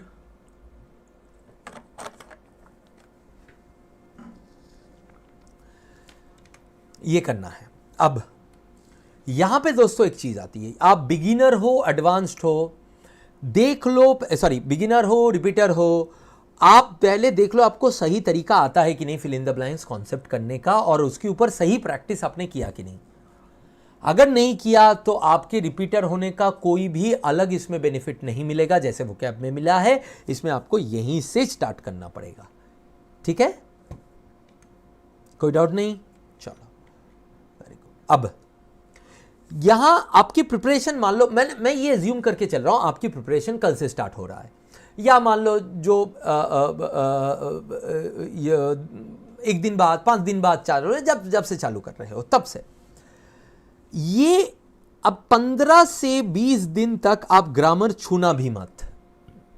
अगर आप बिगिनर हो या आपने अभी स्टार्ट किया है, 15 से 20 दिन तक डोंट टच ग्रामर। 1 महीना भी हो सकता है, बट मिनिमम 15 से 20 दिन। आप रीडिंग की प्रैक्टिस करो 15 to 20 डेज। आप रीडिंग की प्रैक्टिस करो, आप ये वोकैबुलरी करो, फिल इन द ब्लैंक्स के कॉन्सेप्ट एक कर लो, थोड़ी सी प्रैक्टिस कर लो, and then start with English grammar concepts. अब इंग्लिश ग्रामर कॉन्सेप्ट में भी अर्जुन वाली बात यहां पे बहुत लागू होती है, और as a matter of fact खासकर यहां पे ज्यादा लागू होती है। No offence to anyone, do not take it otherwise, ठीक है। मैं यहां पे आप लोगों के लिए हूं, तो आप लोगों को जो सही है वो मैं आप लोगों को शेयर करने वाला हूं। इन द प्रोसेस अगर किसी और टीचर या किसी और आपके सीनियर उनके कॉन्सेप्ट के साथ कोई आपको क्लैश दिखता है, तो लॉजिकली सोचना कि कौन सी चीज लॉजिकल है और उसके ऊपर आप डिसाइड करना। जस्ट बिकॉज ये अलग है जो मैंने बोलने वाला हूं, उसको उस बेसिस पे इवैल्यूएट मत करना और बोलने मत आ जाना कि सर ये तो ये कहते हैं, वो तो वो कहते हैं। It hardly matters. आप लॉजिकली अपना स्मार्टनेस, अपना दिमाग लगा के सोचिएगा कि क्या लॉजिकल है, और उसके बाद उसके बेसिस पे आप डिसाइड कीजिएगा। आपको मेरा वाला तरीका यूज करना है कीजिए, नहीं करना है नहीं कीजिए, बट ये आप ये देख लीजिए कि which is the smarter way. Now Arjun की आंख वाली एनालॉजी इसमें भी क्यों जाती है? मैंने क्या देखा है इंटरनेट में, इंग्लिश ग्रामर के नाम पे क्लास 3 से लेके क्लास 7 की पूरी ग्रामर पढ़ा दिया जाता है, ठीक है। इवन जो लोग पास भी किए हैं उनमें से भी कुछ लोग, क्योंकि यार वो भी तो बच्चे ही है ना, वो लोगों को भी तो पता नहीं है ना क्या सही है क्या नहीं है। ये किया है करते करते बहुत बार क्या होता है कि इवन इनएफिशिएंट चीज 5 साल से करते करते थोड़ी बहुत एफिशिएंसी फिर भी आ जाती है। अब अगर आपको 5 साल लगाना है तो आपकी मर्जी, तो मैंने आपको पहले ही बोल दिया है कि ये सेशन मत देखो। तो आप अभी तक हो तो इसका मतलब आपको वो नहीं करना है। आपको इस साल आपको सक्सेसफुल बनना है, इस साल आपको जॉब चाहिए, तो आप मेरे साथ हो। अगर आपको पंचवर्षीय परिकल्पना करनी है इसकी, एक 5 year plan, you need to have a 5 year plan for this, then this I am not the right guy for you, ठीक है। Having said that, I know you guys are looking for success this year only, so think about this, that grammar में class 3 से class 7 का grammar पूरा पढ़ लेना, 100 के तादाद में रूल्स पढ़ लेना, एंड देन जब मौका हो तब वो रूल्स याद ना रहना, ये एक आम बात है कि नहीं है? And is it not the primary challenge with grammar कि the more we study it, the more I am giving all of my mental faculty into grammar, but still at the end of the day my ability to improve in grammar has marginally improved, or my abilities have marginally improved in grammar questions. ये लाखों बच्चों की reality है। अगर ये आपकी नहीं है तो you are one of those lucky fews जो कि are in the right track, but ये लाखों बच्चों की वो है। और ये वापस आते हैं कि सर ग्रामर में पढ़े जा रहा हूं, कितना रूल पढ़ लिया, सब कुछ पढ़ लिया, लेकिन नहीं हो रहा है। अब इसमें एक चीज मैं आप लोगों को बता दूं, ये इसलिए नहीं हो रहा है क्योंकि आप गलत तरीके से कर रहे हो। सीधी बात है, समझो बात, ग्रामर में रूल्स पढ़ना गलत नहीं है, पर कौन से रूल्स पढ़ने हैं ये बहुत इंपॉर्टेंट है। ग्रामर की किताब 350-400 पेज की है। क्या वो 350-400 पेज में कुछ 400-500 जो भी रूल्स है, रूल्स तो हम अपना अलग अलग भी बना सकते हैं, एक ही रूल को तोड़ के 3 बना सकते हैं, तो जो भी है, तो वो सारी यूजफुल है हमारे लिए? कैसे होगा? हमारा पर्पस क्या है? हमारा पर्पस है स्कोर करना, हमारा पर्पस है सक्सेस लाना। उसके लिए जो जरूरी है वो करना है, और हमने देख लिया क्या जरूरी है। तो हमें सिर्फ वो सीखना है जो कॉम्पिटिटिव एग्जाम्स में जरूरी है। अब आप बोल सकते हो कि सर ये आप कैसे बोल सकते हो, कॉम्पिटिटिव एग्जाम में क्या जरूरी है? तो समझो इंग्लिश के दो लेवल पे नॉलेज होते हैं, कोई भी लैंग्वेज के दो लेवल पे नॉलेज होते हैं। एक होता है यूसेज बेस्ड नॉलेज और एक होता है expertise based knowledge. Usage based knowledge वो होता है कि जो कम्युनिकेशन पे, आम कम्युनिकेशन में हम यूज करते हैं day in and day out. ये कोई भी लैंग्वेज का, मैं सिर्फ इंग्लिश की बात नहीं कर रहा हूं, ये भी कोई भी लैंग्वेज का सिर्फ 20 to 30% होता है मैक्सिमम, और बाकी 70-80% जो होता है वो एक्सपर्ट बेस्ड नॉलेज होता है कोई भी लैंग्वेज का। अरे मेरी बात मानने की जरूरत नहीं है, मैं आपको एग्जाम्पल देता हूं। आपकी मदर टंग, उसमें क्या आपको व्याकरण के सारे रूल्स याद है? सारे रूल्स आते हैं, सारे रूल्स का एप्लीकेशन आता है? अगर आपको आता है तो भाई साहब आप तो महान हो। मुझे नहीं आता, मेरी मदर टंग बंगाली है, मुझे बांग्ला के सारे रूल्स तो छोड़ो, मुझे हार्डली 25-30% याद है। But is that stopping me to communicate in my mother tongue correctly? No. Is that stopping me in, I write in my mother tongue also, मैं पोएम लिखता हूं, मैं कहानी लिखता हूं, तो क्या ये स्टॉप करता है मुझे? नहीं, राइट, एकदम नहीं स्टॉप करता है। मैं बहुत ही कन्वीनियंटली, फ्लुएंटली बोल सकता हूं, लिख सकता हूं। और मदर टंग के साथ मैं कभी ये क्वेश्चन नहीं करता हूं, यार मुझे वो सारे रूल्स याद नहीं आ रहे हैं। अरे कभी करते हो? तो भाई अगर मदर टंग के लिए ये रेलेवेंट है तो इंग्लिश के लिए क्यों नहीं रेलेवेंट होगा? इंग्लिश क्या मार्स से आया है? नहीं ना, इसी दुनिया का लैंग्वेज तो है, तो सेम रूल उसके लिए भी अप्लाई होगा, राइट? अब देखो प्रद्युम्न बोल रहा है कि सर मुझे भी अपना मदर टंग का एक भी रूल याद नहीं है। जॉय सायन वो भी, उनको भी बांग्ला का कोई रूल नहीं याद है, there mother tongue is Bengali. तो ये रियलिटी है। सो इफ अब सोचो, अब ये लॉजिकल है कि इंग्लिश में भी फिर मुझे ग्रामेटिकली राइट होने में रूल, अच्छा इसका मतलब ये नहीं कि मुझे रूल्स पता नहीं होना चाहिए। मुझे पता है क्या, बांग्ला मुझे इंस्टिंक्टिवली इसलिए नहीं आता है क्योंकि इसको कैसे मैं पुट अप करूं? Let me come on the screen for this, I have to this because this is, ये ना बहुत बड़ा एक इंग्लिश के साथ एक बहुत बड़ा मिसकंसेप्शन है। देख, बंगाली या अगर तुम्हारी लैंग्वेज हिंदी है, if your language is Tamil, if your language is Telugu, you are not good at those languages और you are not comfortable at those languages only because you know grammar. It is because you have high level of familiarity with that language. Now, having said that, does that mean that we do not need grammar in those languages? No, not at all, sir. You see, what has happened with our mother tongue is that the grammar that of our mother tongue has been ingrained in our childhood through our studies that we have done in the childhood. That's why I said that if you are a regular, if your school had been a school where English has been taught you well, then the grammar problem would not come to you. बाकी सारे problem आएंगे दोस्तों, comprehension का problem आएगा, vocab का problem आ सकता है, grammar का नहीं आएगा। तो क्रिटिकल रीजनिंग का आएगा लेकिन ग्रामर का नहीं आएगा। Why? Because just like our mother tongue, जिनको हम लोगों ने, अच्छा इसमें मैं एक एग्जाम्पल भी दे रहा हूं। There are lot of Bengalis who stay outside Bengal. उन्होंने कभी भी बंगाली को अपने स्कूल लाइफ में पढ़ा नहीं है, रूल्स नहीं पढ़ा है, तो उनकी बंगाली से ना डायरेक्टली समझ में आ जाता है कि they have been living outside Bengal, right? Because उनकी फ्लुएंसी होते हुए भी उनके अंदर ग्रामेटिकली कुछ कुछ गड़बड़ हो सकती है, right? Why? Because they did not imbibe the basic rules of grammar, those 20-30% rules of grammar. तो मेरा पॉइंट वही है कि जो 20-30% रूल्स ऑफ ग्रामर है, जो एक लैंग्वेज को चलाने के लिए जरूरी है, जो हमने अपने मदर टंग का वैसे ही इम्बाइब कर लिया है through our education, through our childhood rules, right, वो हमें इंग्लिश में भी चाहिए। बट बाकी 70-80% ना वो हमें अपना मदर टंग में चाहिए था, तो इंग्लिश में क्यों चाहिए होगा, राइट? क्लियर है? अब बोलना नहीं चाहता हूं लेकिन हो ही जाता है। देखो, again there had been so many people on YouTube जो अपना लेते हैं, and then they छोटे चीज़ों का लंबे क्लासेस कर लेते हैं।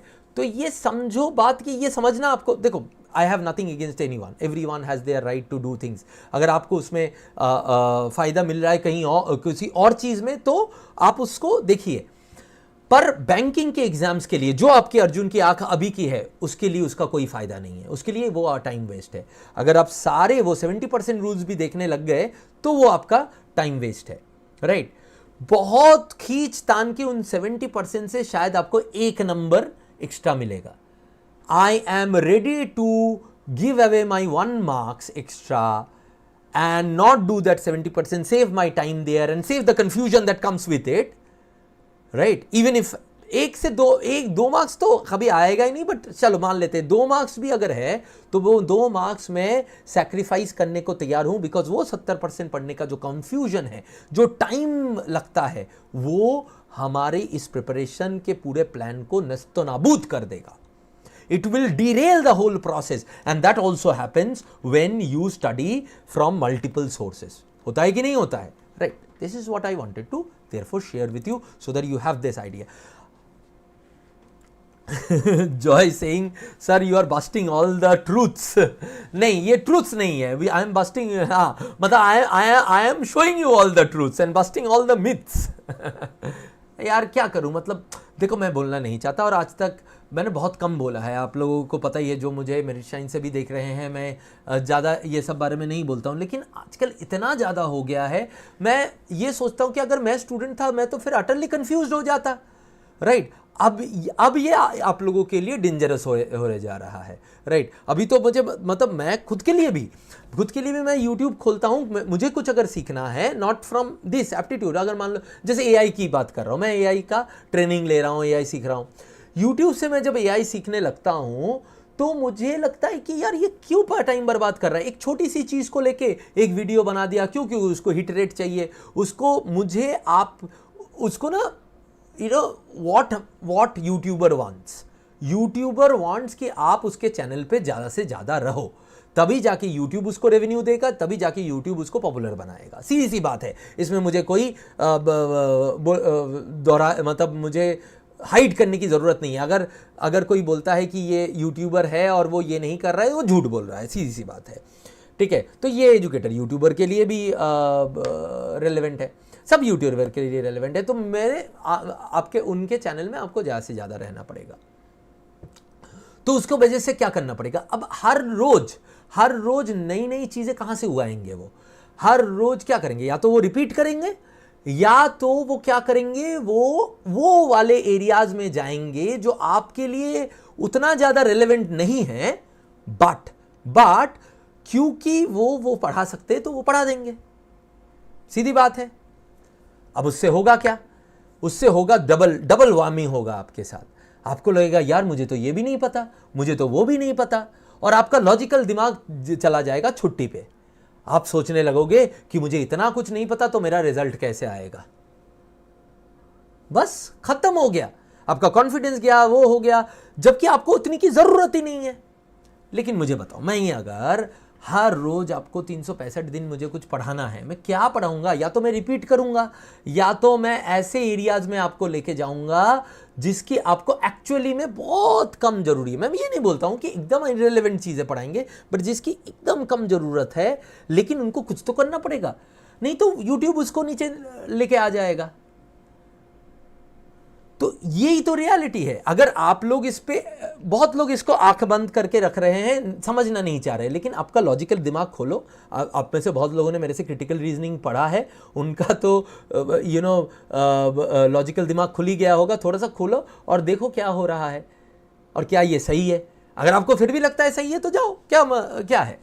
वह मेरे लिए बहुत इंपॉर्टेंट, मेरा टाइम बहुत वैल्यूएबल है, मेरे स्टूडेंट्स का टाइम भी बहुत वैल्यूएबल है। मैं अपना टाइम नहीं बर्बाद करूंगा, ना मैं तुम्हारा टाइम बर्बाद होने दूंगा, राइट।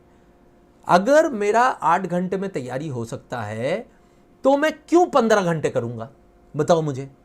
मैं 8 घंटे में पढ़ाई करूंगा, 2 घंटा मैं खेलूंगा या 1 घंटा खेलूंगा, एक दो घंटा मैं अपने दोस्त यारों के साथ अपना सोशल सर्कल बढ़ाऊंगा। यही होना चाहिए ना, यही मेरा रवैया है लाइफ की तरफ। और you know let me tell you, जो लोग मुझे जानते हैं वो जानते ही हैं, इस इंडिया में जो मेजर एग्जाम्स है वो मैंने सारे क्लियर किए हैं, कैट से लेके जितने भी MBA एंट्रेंस एग्ज़ाम हैं। ओके, UPSC में एक टाइम पे CSAT हुआ था, तो वो मतलब यू नो दिस बैंकिंग के एग्ज़ाम मैंने अपने स्टूडेंट लाइफ में कभी दिया नहीं था, क्योंकि मुझे बैंकिंग में जाना नहीं था। तो बट यू नो जितने भी मेजर एग्ज़ाम है, वो चाहे जो भी सोच सकते हो, जितने भी डिफ़िकल्ट एग्ज़ाम है, राइट, वो सब मैंने क्लियर किया है। कभी मैंने 7 से एंड ताकि मैं बोल दूँ, कभी मैंने 7 से 8 घंटा से ऊपर पढ़ाई नहीं किया है, ठीक है। और ये इसलिए नहीं कि मैं ज़्यादा टैलेंटेड हूँ। I came from very humble background in terms of my ability.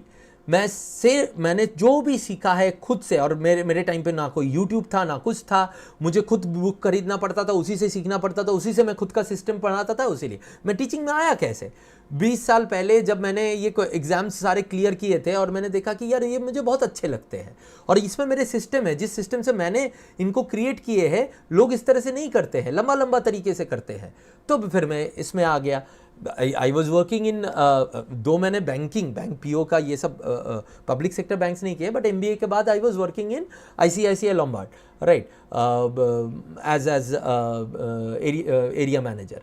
तो वहाँ पे काम करते लेकिन मैं विजिटिंग फैकल्टी था उस टाइम पे, ये जो कोचिंग सेंटर है ना उन पे। तो वही करते इसमें इंटरेस्ट आ गया, तो मैं आ गया। So if I could do it from zero में क्यों कह रहा हूं आपको, कभी मैं अपनी कहानी बाद में बताऊंगा, आज रेलेवेंट नहीं है, but I started from very humble background. इसी से पता चलेगा कि मेरी रीडिंग स्पीड जब मैं ग्रेजुएशन में पहुंचा तब था वो 150 वर्ड पर मिनट, ठीक है, राइट।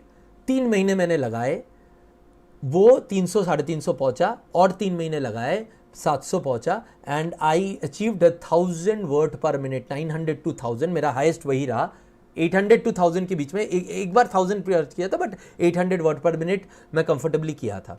अभी रीडिंग बहुत इरेगुलर सा हो गया है, लिखने में चला गया हूं, तो वो अभी फिर 650-700 में आ गया। तो एक लड़का जो 150 से लेके, जो कि बिलो एवरेज रीडिंग स्पीड है, ये आप लोगों को पता है, 150 से लेके 800 तक जा सकता है, और आज 650-700 पे रह सकता है, जिससे नीचे मैं कभी नहीं जाऊंगा, ये मुझे पता है। Across the board. तो मुझे बहुत डिफिकल्ट फिलोसॉफिकल वो हुआ, आर्टिकल हुआ, तो मैं उसको दोबारा रीड करना चाहूँगा, साइकोलॉजी दोबारा रीड करना चाहूँगा, उसमें 250-300 में भी पढ़ सकता हूँ कंफर्ट स्पीड में, राइट। बट इन जनरली ये न्यूज़पेपर एग्जाम में ये सारे जो है, मैंने जब लाइव टेस्ट दिया है आप लोगों के साथ, वो भी तो देखा है ना आपने एग्जाम में, यहाँ पे मेरा 700-800 से नीचे जाता ही नहीं है। तो अगर मैं कर सकता हूं तो आप लोग में से तो बहुत लोग, और ज़्यादातर लोग 150 वर्ड पर मिनट से ऊपर है आज, क्यों नहीं कर सकते हो आप लोग, राइट। बट गलत डायरेक्शन में ढूंढते रहोगे ना तो नहीं कर पाओगे, ठीक, ओके। नाउ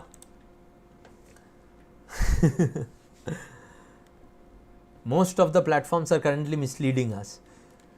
यार क्या करें, सबकी अपनी अपनी मजबूरी है ना, राइट। अब छोड़ो वो बात छोड़ो, बट हाँ, मतलब समझदारों के लिए इशारा काफ़ी है। मैंने तुम्हें इशारों से भी ज़्यादा कुछ दे दिया है आज के क्लास में सोचने के लिए। तो जब आज जाओगे ना, तब टाइम वेस्ट वाले काम कम करा करो। नाउ इंग्लिश ग्रामर में तो फिर मुझे क्या करना है, वो 20 to 30% रूल्स करने हैं, जो कि मेरे लिए ज़रूरी है। इसका मैंने एक लेक्चर मेरे पुराने चैनल पे इंग्लिश में, वहाँ पे इंग्लिश में अगर देखना है तो देख सकते हो। इसका सेशन मैं यहाँ पे सोच रहा हूँ लेने का, तो अगर आपको हिंदी में वो देखना है तो उसके लिए वेट करो, I would do so, right, okay. बस वही काफ़ी है, उससे ज़्यादा आपका नहीं चाहिए है, राइट। अब जैसे लोग कहते हैं 1 शॉट क्लास, अब 1 शॉट क्लास का मेरा मतलब होता है कि 1 शॉट क्लास में तो 1 शॉट क्लास ही होना चाहिए, पूरा हो जाना चाहिए।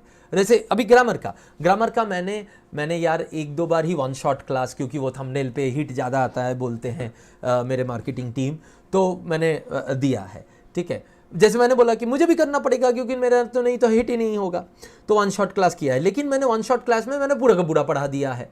अब फिर मुझे टीम का कुछ बोलते हैं कि सर पता है आप वन शॉट क्लास में पूरा पढ़ा देते हो, लेकिन लोग तो पूरा पढ़ाते नहीं हैं, वो कुछ रख देते हैं, फिर वन शॉट क्यों लिखेंगे? फिर या तो नहीं लिखें या तो वन शॉट कैसे लिखेंगे? तो इसी तरह से वन शॉट क्लास मेरा एक ग्रामर का इंग्लिश में, जैसे मैंने बोला, मैंने लिया था, तो उसमें मैंने क्या किया था, पूरा ही ग्रामर पढ़ा दिया था जो आपके लिए ज़रूरी है। ओके, तो वो इंग्लिश लैंग्वेज में अगर आपको करना है तो मेरा जो पुराना मेरिट शाइन का चैनल है उसमें वो अवेलेबल है। हिंदी में मैं I am planning to do that. अगर जब हिंदी में करूँगा तो उसको ज़रूर अटेंड कीजिएगा। For those who are comfortable more in understanding in Hindi and खासकर ग्रामर के केस में वो हो सकता है कि आपको वो हो, तो वो उनको वो हो जाएगा। Now after you have done that, English grammar question practice करना है। अब ये आप टॉपिक टेस्ट के साथ कर सकते हैं। यहां पे मॉक वॉक अभी कुछ नहीं आया, यहां पे सिर्फ टॉपिक और टॉपिक टेस्ट चल रहे हैं। ये प्रैक्टिस सिर्फ टॉपिक टेस्ट है, राइट? ये सारे advance application. Next, build good reading habits. अब देखो यहां पे बिल्ड गुड रीडिंग हैबिट्स ये कहां पे है दोस्तों? ग्रामर से भी पहले है। ग्रामर मैंने क्या बोला, 15 से 20 दिन बाद। क्यों बोला पता है? क्योंकि मुझे आपको थोड़ा सा रीडिंग की फेमिलियरिटी चाहिए, वोकैब की फेमिलियरिटी चाहिए, एक चीज हो जानी चाहिए। क्योंकि देखो दोस्तों, एक चीज मैं आपको लिख के दे देता हूं, ग्रामर में आप जिंदगी में कभी कंफर्टेबल नहीं बनोगे। मैं भी नहीं हूं आज तक, और ये मुझे मानने में कोई भी शर्म नहीं है, राइट? कि आज तक ग्रामर में, मेरे बंगाली ग्रामर में, मेरे इंग्लिश ग्रामर में, मैं अगर कोई बोलता है कि सुपर डुपर कंफर्टेबल हूं, मैं नहीं हूं, राइट? लेकिन मैं हर एक एग्जाम में ग्रामर 100% एक्यूरेसी के साथ आंसर करके आ जाता हूं। क्यों? क्योंकि वेरी सिंपल सी बात है। अगर कोई टीचर ग्रामर में 100% कंफर्टेबल है तो वो महान है, बट दो इन कॉम्पिटिटिव एग्जाम हमें वो 25-30% में बहुत क्लैरिटी होनी चाहिए। बाकी 70% मैंने क्या कहा, जो उस लैंग्वेज के एक्सपर्ट है उनमें तो डिस्कशन चलते हैं यार, बड़े बड़े फोरम्स होते हैं, एक रूल को लेके ना उसको ऐसे तोड़ मरोड़ के अलग अलग एंगल से देना होता है। जैसे कॉम्प्लेक्स सेंटेंस, मैं एक बात बताता हूं, इंग्लिश में कॉम्प्लेक्स सेंटेंस और कंपाउंड सेंटेंस, ये दोनों में जब मैं कंपाउंड सेंटेंस और कॉम्प्लेक्स सेंटेंस की डिफरेंस बोलता हूं, आप लोगों को जब रेनन मार्टिन या कोई भी ग्रामर बुक बोलोगे बहुत सिंपल लगेगा, पर आपको पता है there are host of discussions on the platforms जो कि इंग्लिश के प्रोफेसर्स करते हैं कि कब कॉम्प्लेक्स कंपाउंड में बदल सकता है, कब कंपाउंड कॉम्प्लेक्स में बदल सकता है, एंड ट्रांसफॉर्मेशन कब गलत हो जाता है, कब सही हो जाता है। क्या उस लेवल का नॉलेज मुझे है? नहीं। क्या उस लेवल का नॉलेज चाहिए to be amazingly well from at competitive exam, to be amazingly well at writing? No. Competitive exam तो छोड़ दो, मेरी एक बुक पब्लिश हो चुकी है, मेरे आर्टिकल्स पब्लिश होते रहते हैं, राइट? विदाउट एरर सब जगह पे पब्लिश होते रहते हैं, लोगों को समझ में आता है, लोग लाइक करते हैं। तो ये कैसे पॉसिबल है अगर मुझे वो नहीं आता है? तो क्योंकि हमें जो चाहिए वो यूटिलिटी ओरिएंटेड ग्रामर चाहिए जो मुझे कंफर्टेबल है, बट वो एक्सपर्ट ओरिएंटेड ग्रामर वो मुझे कंफर्टेबल नहीं है, ना मुझे अपने मदर टंग में ना इंग्लिश में है। क्या मैं कभी उसको पाना चाहूंगा? शायद चाहूंगा, लेकिन उसमें जो मेरा एफर्ट लगेगा वो बहुत हाई है, तो इसीलिए वो मैं पाना चाहूंगा तो कोई पर्पस होना चाहिए मेरे लिए, उसके लिए मैं पाना चाहूंगा। शायद कैसा पर्पस हो सकता है? जैसे मान लो अगर मैं कभी लोगों के नॉवेल्स को के क्रिटिकल मैं कोई यूनिवर्सिटी में मैं लिटरेचर का कोर्स, मास्टर्स कोर्स पढ़ाने जाऊं, तब मुझे वो चाहिए होगा, ठीक है? अभी भी मैं यूनिवर्सिटी में जाता हूं तो मैं एप्टीट्यूड, वर्बल एबिलिटी, क्योंकि ये जो हम लोग पढ़ाते हैं ना आपको कॉम्पिटिटिव एग्जाम के लिए, वर्बल एबिलिटी है, ये इंग्लिश यूसेज है, ये इंग्लिश एप्टीट्यूड है, राइट? ठीक है। अभी भी मैं जब जाता हूं, मैं यूनिवर्सिटीज़ में जब मुझे इनवाइट किया जाता है और मैं उन लोगों के साथ शेयर करता हूं कि लिखना कैसे है, इफेक्टिव लिखना कैसे है, तभी भी मैं उस दायरे में लग के इफेक्टिवनेस ऑफ राइटिंग के, क्योंकि वो 30% नहीं, मुझे और भी 20-30% आता है, राइट? जो 100% का ग्रामर है उसका 60% में मैं कंफर्टेबल हूँ, तो उसके बेसिस में मैं लेक्चर देता हूँ।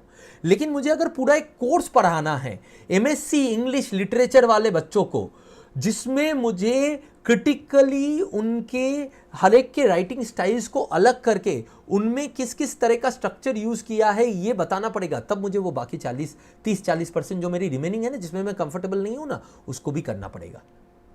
अभी तो मैं वो करने नहीं जा रहा हूं, जब करने जाऊंगा तब मैं कर लूंगा उसको, ठीक है, राइट। अगर आप में से कोई वो करने जा रहे हो तो डेफिनेटली करो, 100% ग्रामर करो, ठीक। नाउ अब coming back to this part. अच्छा दोस्तों, थक तो नहीं गए हो ना, राइट? बहुत ज़्यादा थकान तो नहीं हो रही है ना? Because see this is going to be, ये ना वन शॉट क्लास है स्ट्रैटेजी का। एक बार देख लो, इसको करो, आपको कोई और चीज़ करने की ज़रूरत नहीं है, राइट? तो इसीलिए इसमें थोड़ा सा टाइम तो लगेगा, आपको लंबा थोड़ा सा मुझे बिठा के रखना पड़ रहा है इसके लिए, but then this would be worth it. Why? Because this is the it. इसके बाद आपको स्ट्रैटेजी बनाने के लिए 10 बार नहीं सोचना पड़ेगा, ठीक है, राइट? तो अगर थोड़ा सा थकान हो रही है तो उसको यू नो थोड़ी देर के लिए और सह लो, और 30-40 मिनट्स के लिए, तो इसके बाद जो क्लैरिटी आएगी ना वो अमेजिंग होगी। नाउ कब तो बिल्ड गुड रीडिंग हैबिट्स, इसमें क्या है? देखो दोस्तों, गुड रीडिंग हैबिट्स दो तरह के होते हैं। एक है, मतलब दो एंगल में होता है। एक, मुझे रीडिंग स्पीड बढ़ाना है, राइट, और मुझे रीडिंग स्पीड के साथ साथ एबिलिटी टू कॉम्प्रिहेंड को भी बढ़ाना है। जैसे मैं अपने कोर्सेज में जब मैं करता हूं तब मैं मेरा खुद का बनाया हुआ टेक्निक है ARIC, accelerating reading and improving comprehension method use करता हूं। आप कोई और तरीका भी यूज कर सकते हैं और भी फ्रेमवर्क्स यूज कर सकते हैं, बट आपको स्पीड बढ़ाना है और कॉम्प्रिहेंशन बढ़ाना है। दोस्तों ध्यान दीजिएगा एक चीज बहुत, there are methods which are masquerading, you have to increase speed, but just because that increases speed would not increase your comprehension. You'll have to increase your comprehension side by side. So there would be techniques which would have to be aggregated together and to be applied together. So वो system होना चाहिए, कोई एक shortcut trick नहीं होनी चाहिए। जैसे मैं एक एग्जाम्पल बोलता हूं, कोई शॉर्टकट ट्रिक जैसे आई स्पैन एक ट्रिक है, ठीक है, ये सीखना पड़ सकता है, स्पीड के लिए अच्छा हो सकता है। फिक्सेशन पॉइंट एक ट्रिक है, स्किमिंग ट्रिक है, राइट? ये सब सीखना ठीक है, बट ये पूरा सिस्टम नहीं है। ये आपके स्पीड के अलग अलग लेवल पे खोल देते हैं गेट्स, बट ये उतना ही बढ़ाएगा। आपको सारी चीजें एक साथ करनी पड़ेगी, कॉम्प्रिहेंशन भी बढ़ाना पड़ेगा। सो उसमें आपको अलग तरह के टेक्निक्स यूज करने पड़ेंगे, जैसे माइंड मैप, राइट? वो सेकंड लेवल पे होता है। जैसे मैं आप लोगों को रीडिंग के बारे में थोड़ा सा आइडिया दे देता हूं, इसके ऊपर हम लोग अलग से एक बार कर लेंगे। रीडिंग ना 3 लेवल्स पे होता है, ठीक है, या मैं इसको ट्राइंगल ही बना देता हूं। First level is very important, first level के अलावा दूसरा लेवल पे नहीं होता है। First level is speed building, ठीक है, okay. First level is clearly speed and obviously and basic comprehension building, okay, right?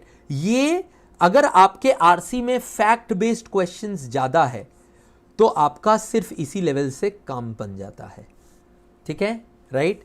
Next level is level 2, this is advance comprehension और इन्फरेंस लेवल, इसको इन्फरेंस लेवल भी बोलते हैं, ठीक है।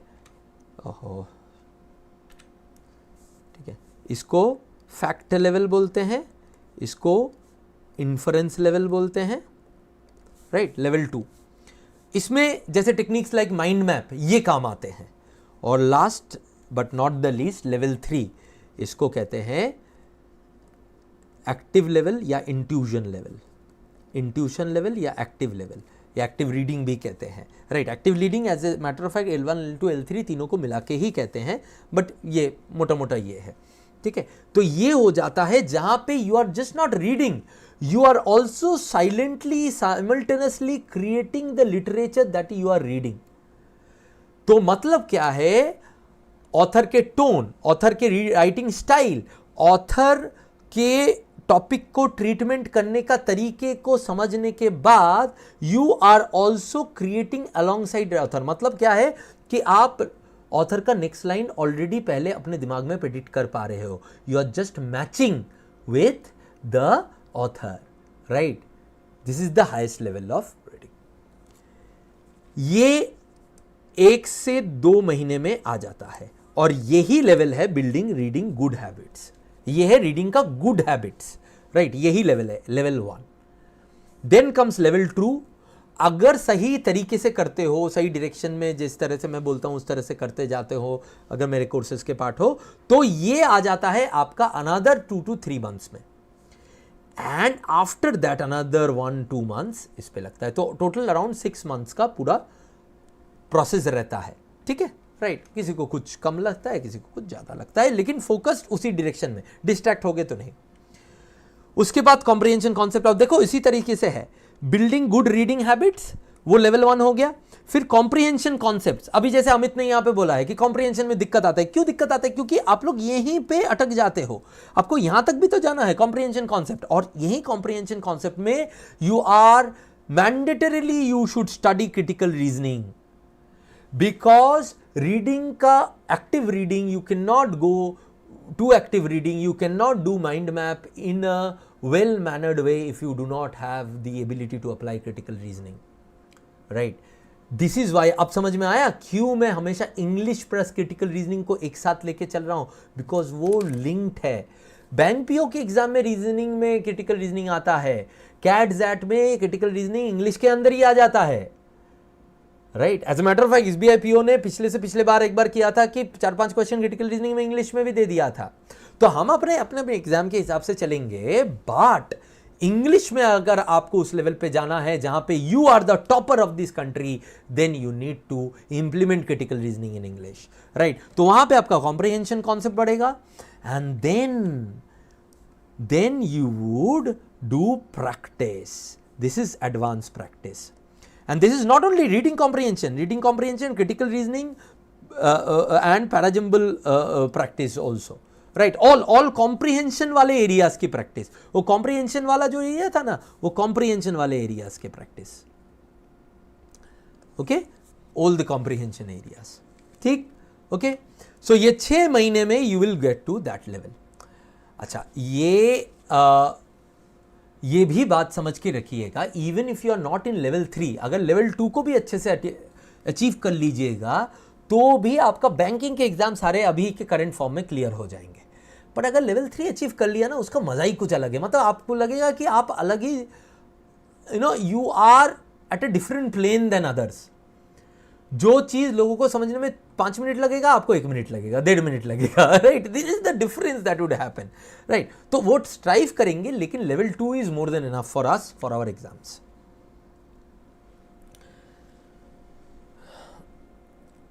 निरंजन कहते हैं we get inference and assumption based question in SBI PO mains. हाँ, एकदम राइट, ठीक. अब नेक्स्ट, अब आ जाते हैं इस लेवल के बाद 3 महीने के बाद दोस्तों, mixed concept and application. Mixed वाले कैसे? जैसे वोकैबुलरी इनसाइड ग्रामर के match the following, synthesis of sentences, all of these are mixed application question. एक से ज्यादा एरिया का इसमें इंप्लीमेंटेशन होते हैं. तो दीज टाइप्स ऑफ क्वेश्चंस के कॉन्सेप्ट कर लेंगे. कुछ ही होता है, ज्यादा टाइम नहीं लगता, 1 महीना is more than enough. So 1 महीने में ये हो जाता है खत्म, and then advance practice on them. So this is your 6 month plan. ये एक्चुअली में 6 month प्लान है. अगर इसको आपने इस तरीके से किया तो आपको इंग्लिश में कभी और कुछ नहीं पढ़ना होगा. अगर बैंक पीओ लेवल के एग्जाम्स आपको करना है, बैंक क्लरिकल लेवल के एग्जाम्स आपको करना है, ठीक है, राइट? पर यहीं पे खत्म नहीं हो जाता है. यहां पे क्या है, फिर आप 3 महीने के बाद जब आपके सारे, देखो 3 महीने में सारे कॉन्सेप्ट खत्म हो गए. वो कैप का तो खत्म ही हो गया, फिर Hindi blank concept, English grammar concept, reading comprehension की कॉन्सेप्ट, मतलब 3 महीना वो पढ़ा हुआ है जहां पे आप कॉन्सेप्चुअली 100% हो गया. अब यहां पे आपका वो क्वेश्चन भी I will answer that sir whether we should do for pre plus mains और प्री एंड मेंस टुगेदर. अरे दोस्त, प्री एंड मेंस टुगेदर ही तो कॉन्सेप्ट्स होंगे, सारे कॉन्सेप्ट्स ही तो है. मतलब ऐसा थोड़ी ना कि प्री के लिए अलग कॉन्सेप्ट है, मेंस के लिए अलग कॉन्सेप्ट है. अगेन वो थंबनेल के लिए है, लेकिन एक्चुअली में तो नहीं है ना. मैं थंबनेल, YouTube को चीट करने के लिए मैं थंबनेल बना सकता हूं कि मेंस का कॉन्सेप्ट मैं भी अगर बनाऊं आगे जाके. मैं पहले से ही आपको सॉरी बोल के रख रहा हूं, क्योंकि आपको मैंने बोल दिया कि YouTube के लिए मुझे भी करना पड़ सकता है. पर अगर वो मैं कर रहा हूं तो वो मैं YouTube को चीट करने के लिए कर रहा हूं, आपको तो मैं पहले से बता रहा हूं, कॉन्सेप्ट सब एक होते हैं, प्री मेंस कोई फर्क नहीं पड़ता है, वो तो पूरा ही है ना। As a matter of fact आप पूरा करोगे तभी तो जाके प्री में अप्लाई करोगे मेंस में। हाँ ये हो सकता है ये प्री में इजी लेवल का एप्लीकेशन होगा, मेंस में ज्यादा लेवल का एप्लीकेशन होगा, ठीक है। So after this is done, descriptive writing concept एक बार कर लेना चाहिए आप लोगों को, कम से कम बेसिक कॉन्सेप्ट। उसको बेसिक कॉन्सेप्ट को कर लोगे, उसका रीजन बता रहा हूं, बहुत इंपॉर्टेंट है ये। उसके बाद ना आप राइटिंग स्टार्ट करो।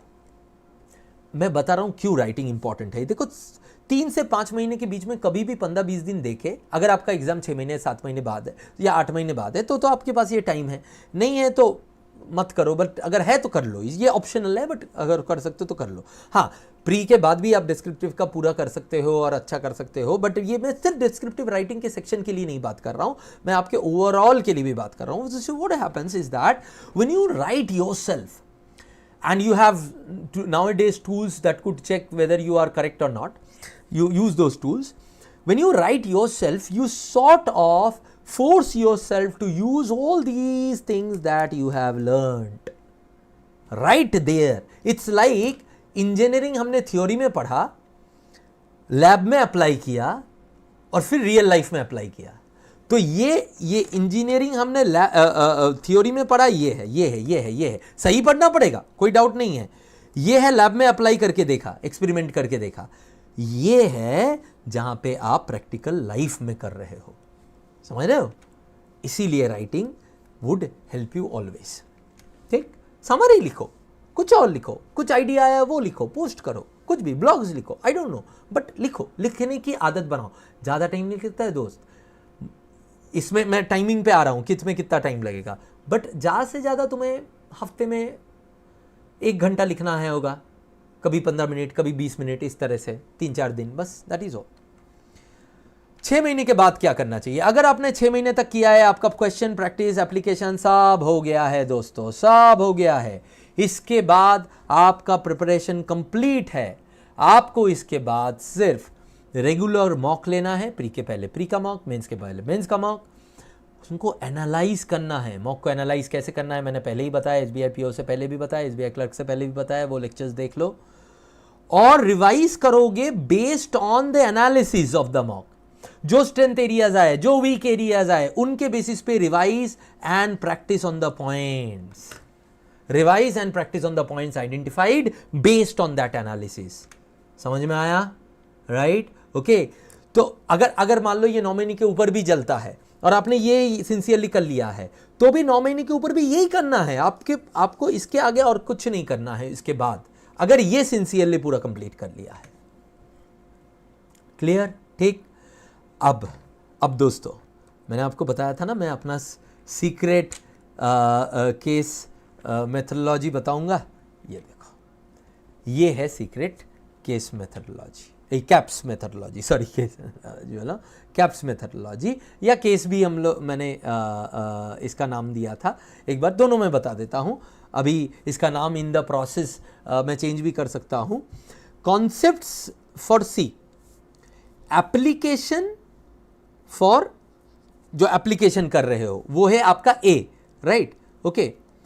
एप्लीकेशन, तो कॉन्सेप्ट्स एंड एप्लीकेशन, ये जो कॉन्सेप्ट्स एंड बेसिक एप्लीकेशन हुआ है, right, okay. Then there is P, practice, right? And then there is S, score enhancement. अब तुम देखो दोस्तों, क्या देखो दोस्तों, ये C कॉन्सेप्ट्स ये 3 महीने तक खत्म, ये एप्लीकेशन ये 6 महीने तक खत्म, एप्लीकेशन एंड प्रैक्टिस, राइट। तो यहाँ पे application, advance application and advance practice, ये प्रैक्टिस भी हो गया, यही प्रैक्टिस, एप्लीकेशन मतलब प्रैक्टिस, उसके साथ कॉन्सेप्ट्स के साथ मैंने बेसिक एप्लीकेशन सीख लिया, एडवांस प्रैक्टिस के साथ मैं एडवांस एप्लीकेशन सीख लिया, और स्कोर एनहांसमेंट यहाँ पे सिर्फ चालू ही किया। बट मेजर स्कोर एनहांसमेंट का मॉड्यूल होगा ये, जहां पे मैं मॉक दूंगा और देखूंगा कि मेरा स्कोर एनहांस हो रहा है कि नहीं हो रहा है, नहीं हो रहा है कि नहीं हो रहा है। यहाँ पे मॉक की जगह पे अगर बाकी सेक्शंस का नहीं हुआ तो सेक्शनल मॉक भी दे सकते हो, यहाँ पे सेक्शनल मॉक भी दे सकते हो। ये है हमारा कैप्स मेथोडोलॉजी, ठीक है, राइट। ये हो गया हमारा कैप्स फ्रेमवर्क, ठीक, राइट।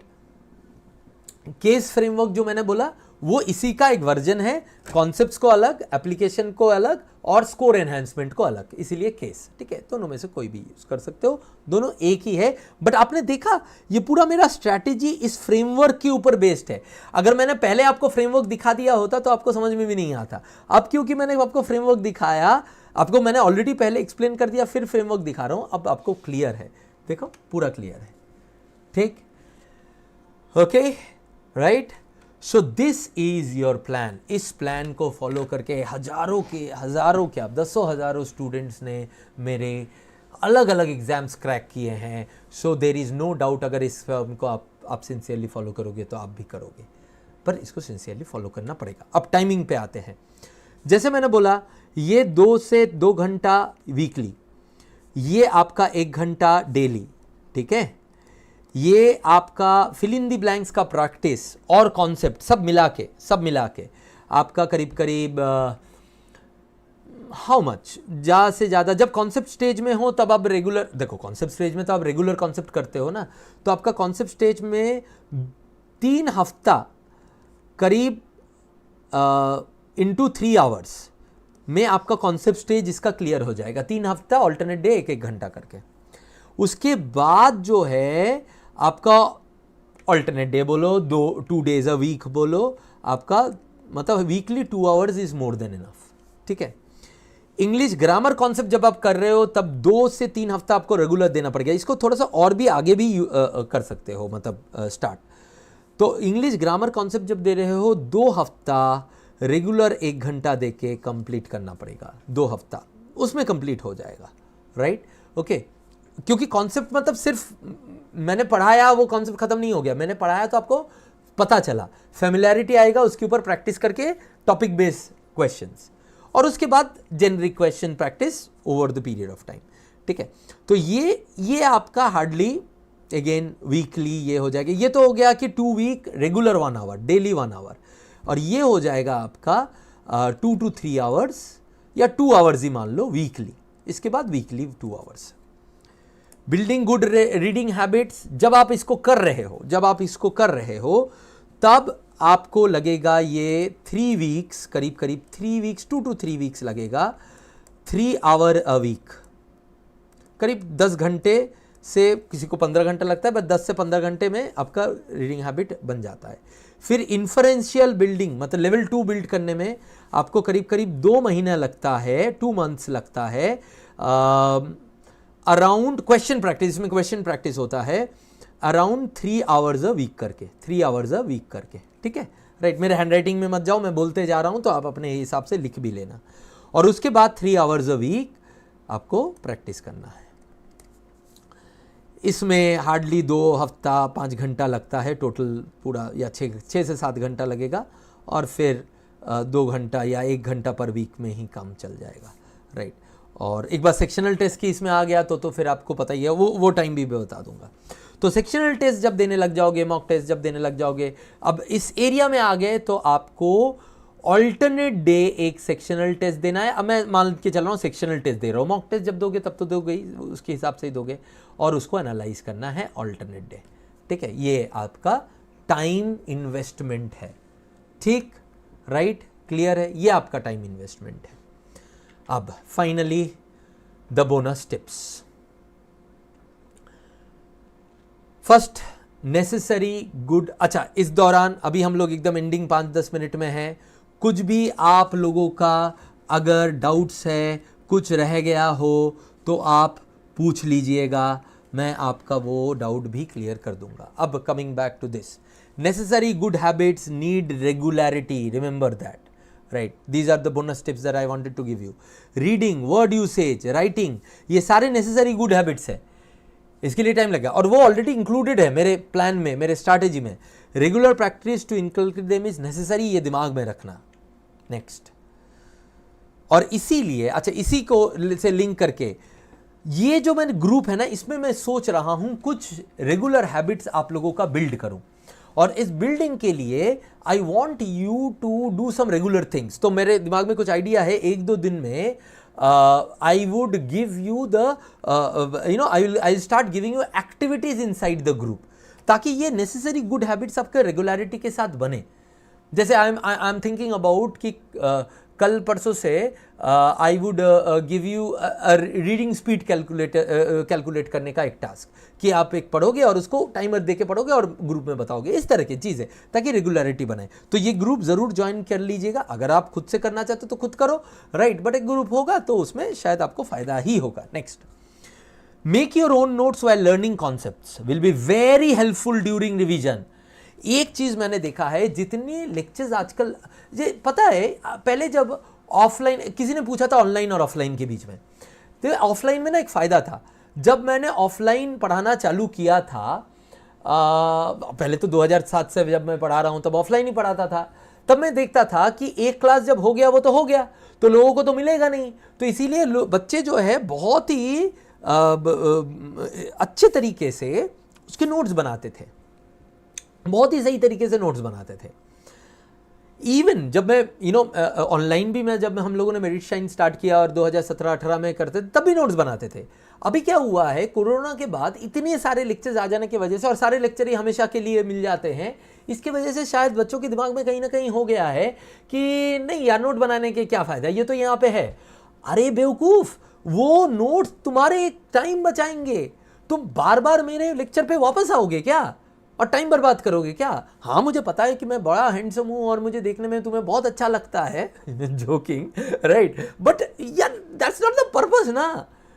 मुझे देखने से आपका एग्जाम नहीं क्लियर हो जाएगा ना। आपको अपना टाइम बचाना है ताकि आप वो सारी चीजें कर सको जो आपको करना चाहिए। Those things that you necessarily need to do needs to be done, and that would only happen if you do not waste your time in repeating stuff that you have already done.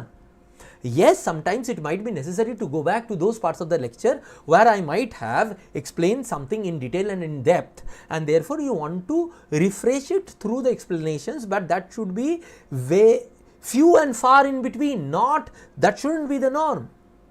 अब बताओ मुझे, ऐसा हुआ है कि नहीं हुआ है कि आप लोगों की बचपन में स्कूल लेवल पे जितना आप नोट्स बनाते थे, आजकल उसके नोट्स आप कम बनाते हो?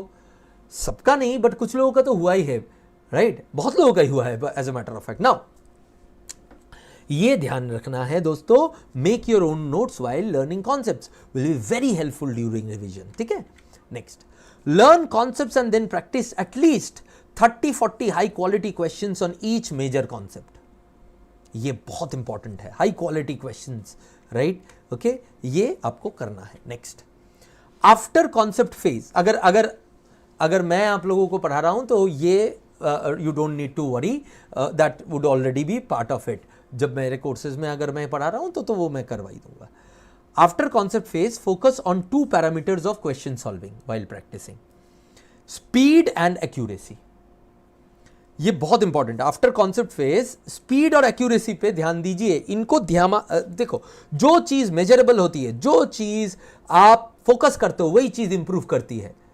चीजें अपने आप इंप्रूव नहीं करती, हाँ अपने आप इंप्रूव करती है। डिसिप्लिन में काम करने का over a long period of time एक बहुत अच्छा खासा इंप्रूवमेंट होता है, लेकिन दोस्तों फोकस्ड वे में अर्जुन के चिड़िया की आंख की तरह फोकस होके प्रिपेयर करने का, उससे भी जल्दी आपको इंप्रूवमेंट मिलता है। तो स्पीड और एक्यूरेसी को ध्यान रखते हुए अगर क्वेश्चन सॉल्विंग करोगे तो स्पीड और एक्यूरेसी बढ़ेगी, राइट। तो हर एक टाइम पे, हर एक दिन अगले पिछले दिन से बेटर करने की कोशिश होगी। So while in application stage, now this is very important, वो जो मैंने 3 महीने के बाद का स्टेज बताया, 6 महीने तक, वाइल एंड बियॉन्ड 6 महीने के बाद, while in application stage develop the skill of identifying the level of question. ये इतना इंपॉर्टेंट है कि ये तो, और इसके बारे में तो कोई बात ही नहीं करता, मैं देखता हूं पूरे इंटरनेट में। अभी जैसे मैंने SBI क्लर्क मेंस के पहले यूट्यूब में ही मैंने सेशन लिया था, और PO के पहले मैं सेशन लिया था, मैंने एनालिसिस में बात किया था कि भाई आपको प्रायोरिटी बनानी, you will have to create a priority of the number of the order of questions, you will have to have a priority of questions boss, and that priority should be on the basis of your strengths and the level of question. So अगर level of question आपको समझ में नहीं आता है तो कैसे identify करोगे, राइट, ठीक है। तो ये चीज यहां पे आएगी, तब जाके आप बेटर स्ट्रैटेजी बनाओगे अपने लिए, ओके। देखो, तब का प्लानिंग मुझे आपसे करना पड़ेगा, तब जाके वो स्किल बिल्ड होगा, इसीलिए वो अर्जुन की आंख चिड़िया की आंख वाली एनालॉजी इतनी इंपॉर्टेंट है। जहां जहां पे जो जो इंप्रूव करना है वहां वहां पे वो मैं अलग अलग लेवल पे स्टार्ट कर दूंगा जब स्टार्ट करना चाहिए। और ये कहां स्टार्ट करना चाहिए? 3 महीने के बाद। And the last one reminder, relieve your self of the baggage, learn with an open mind. Enjoy करने के लिए पढ़ो, बर्डन लेकिन एग्जैक्टली हमें स्कोर करना है दोस्तों, इसमें कोई डाउट नहीं है, इसमें कोई दोहराहा नहीं है कि मुझे स्कोर करना है एग्जाम में। लेकिन कोई काम सिर्फ मुझे स्कोर करना है इसके लिए मैं अच्छा करूंगा, मुझे नहीं लगता। हम ह्यूमंस है यार, हम मशीन्स थोड़ी ना है। जो काम हम इंजॉय करके अच्छे तरीके से करते हैं उस काम का ऑटोमेटिक रिजल्ट होता है, बाई प्रोडक्ट होता है स्कोर, और वही हमें करना है। इंग्लिश बोलो, क्रिटिकल रीजनिंग बोलो, दोनों में वही हमें करना है। As a matter of quant में भी वही करना है, रीजनिंग में भी वही करना है, राइट? क्योंकि ये मेरी ड्यूटी है इसीलिए करना है? No, I don't believe in that. मुझे एंजॉय करके करना है। As a matter of fact, याद है जब मैंने आप लोगों को बेस्ट विशेस किया था एसबीआई पीओ से पहले ग्रुप में, एसबीआई क्लर्क से पहले, मैंने क्या बोला था? Go and enjoy the exam. क्यों बोला था मैंने?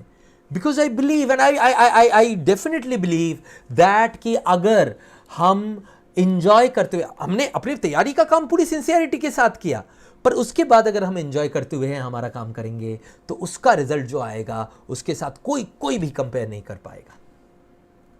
आपको क्या लगता है? आप बताइए, आप बोलिए यहाँ पे। आपको लगता है कि मैं गलत बोल रहा हूँ? नहीं ना, राइट? सो यही है, ठीक है। सो कोई भी और क्वेश्चन हो, कोई भी आपके दिमाग में जो क्वेश्चंस आपने दिए हैं वो उसको मैं एक बार चेक कर लेता हूँ। कोई भी और आपका क्वेरी हो यहाँ पे डाल दीजिए, मैं तब तक आप लोगों के क्वेरीज जो आपने यहाँ पे डाले हैं वो देख लेता हूँ, ठीक है। हाँ,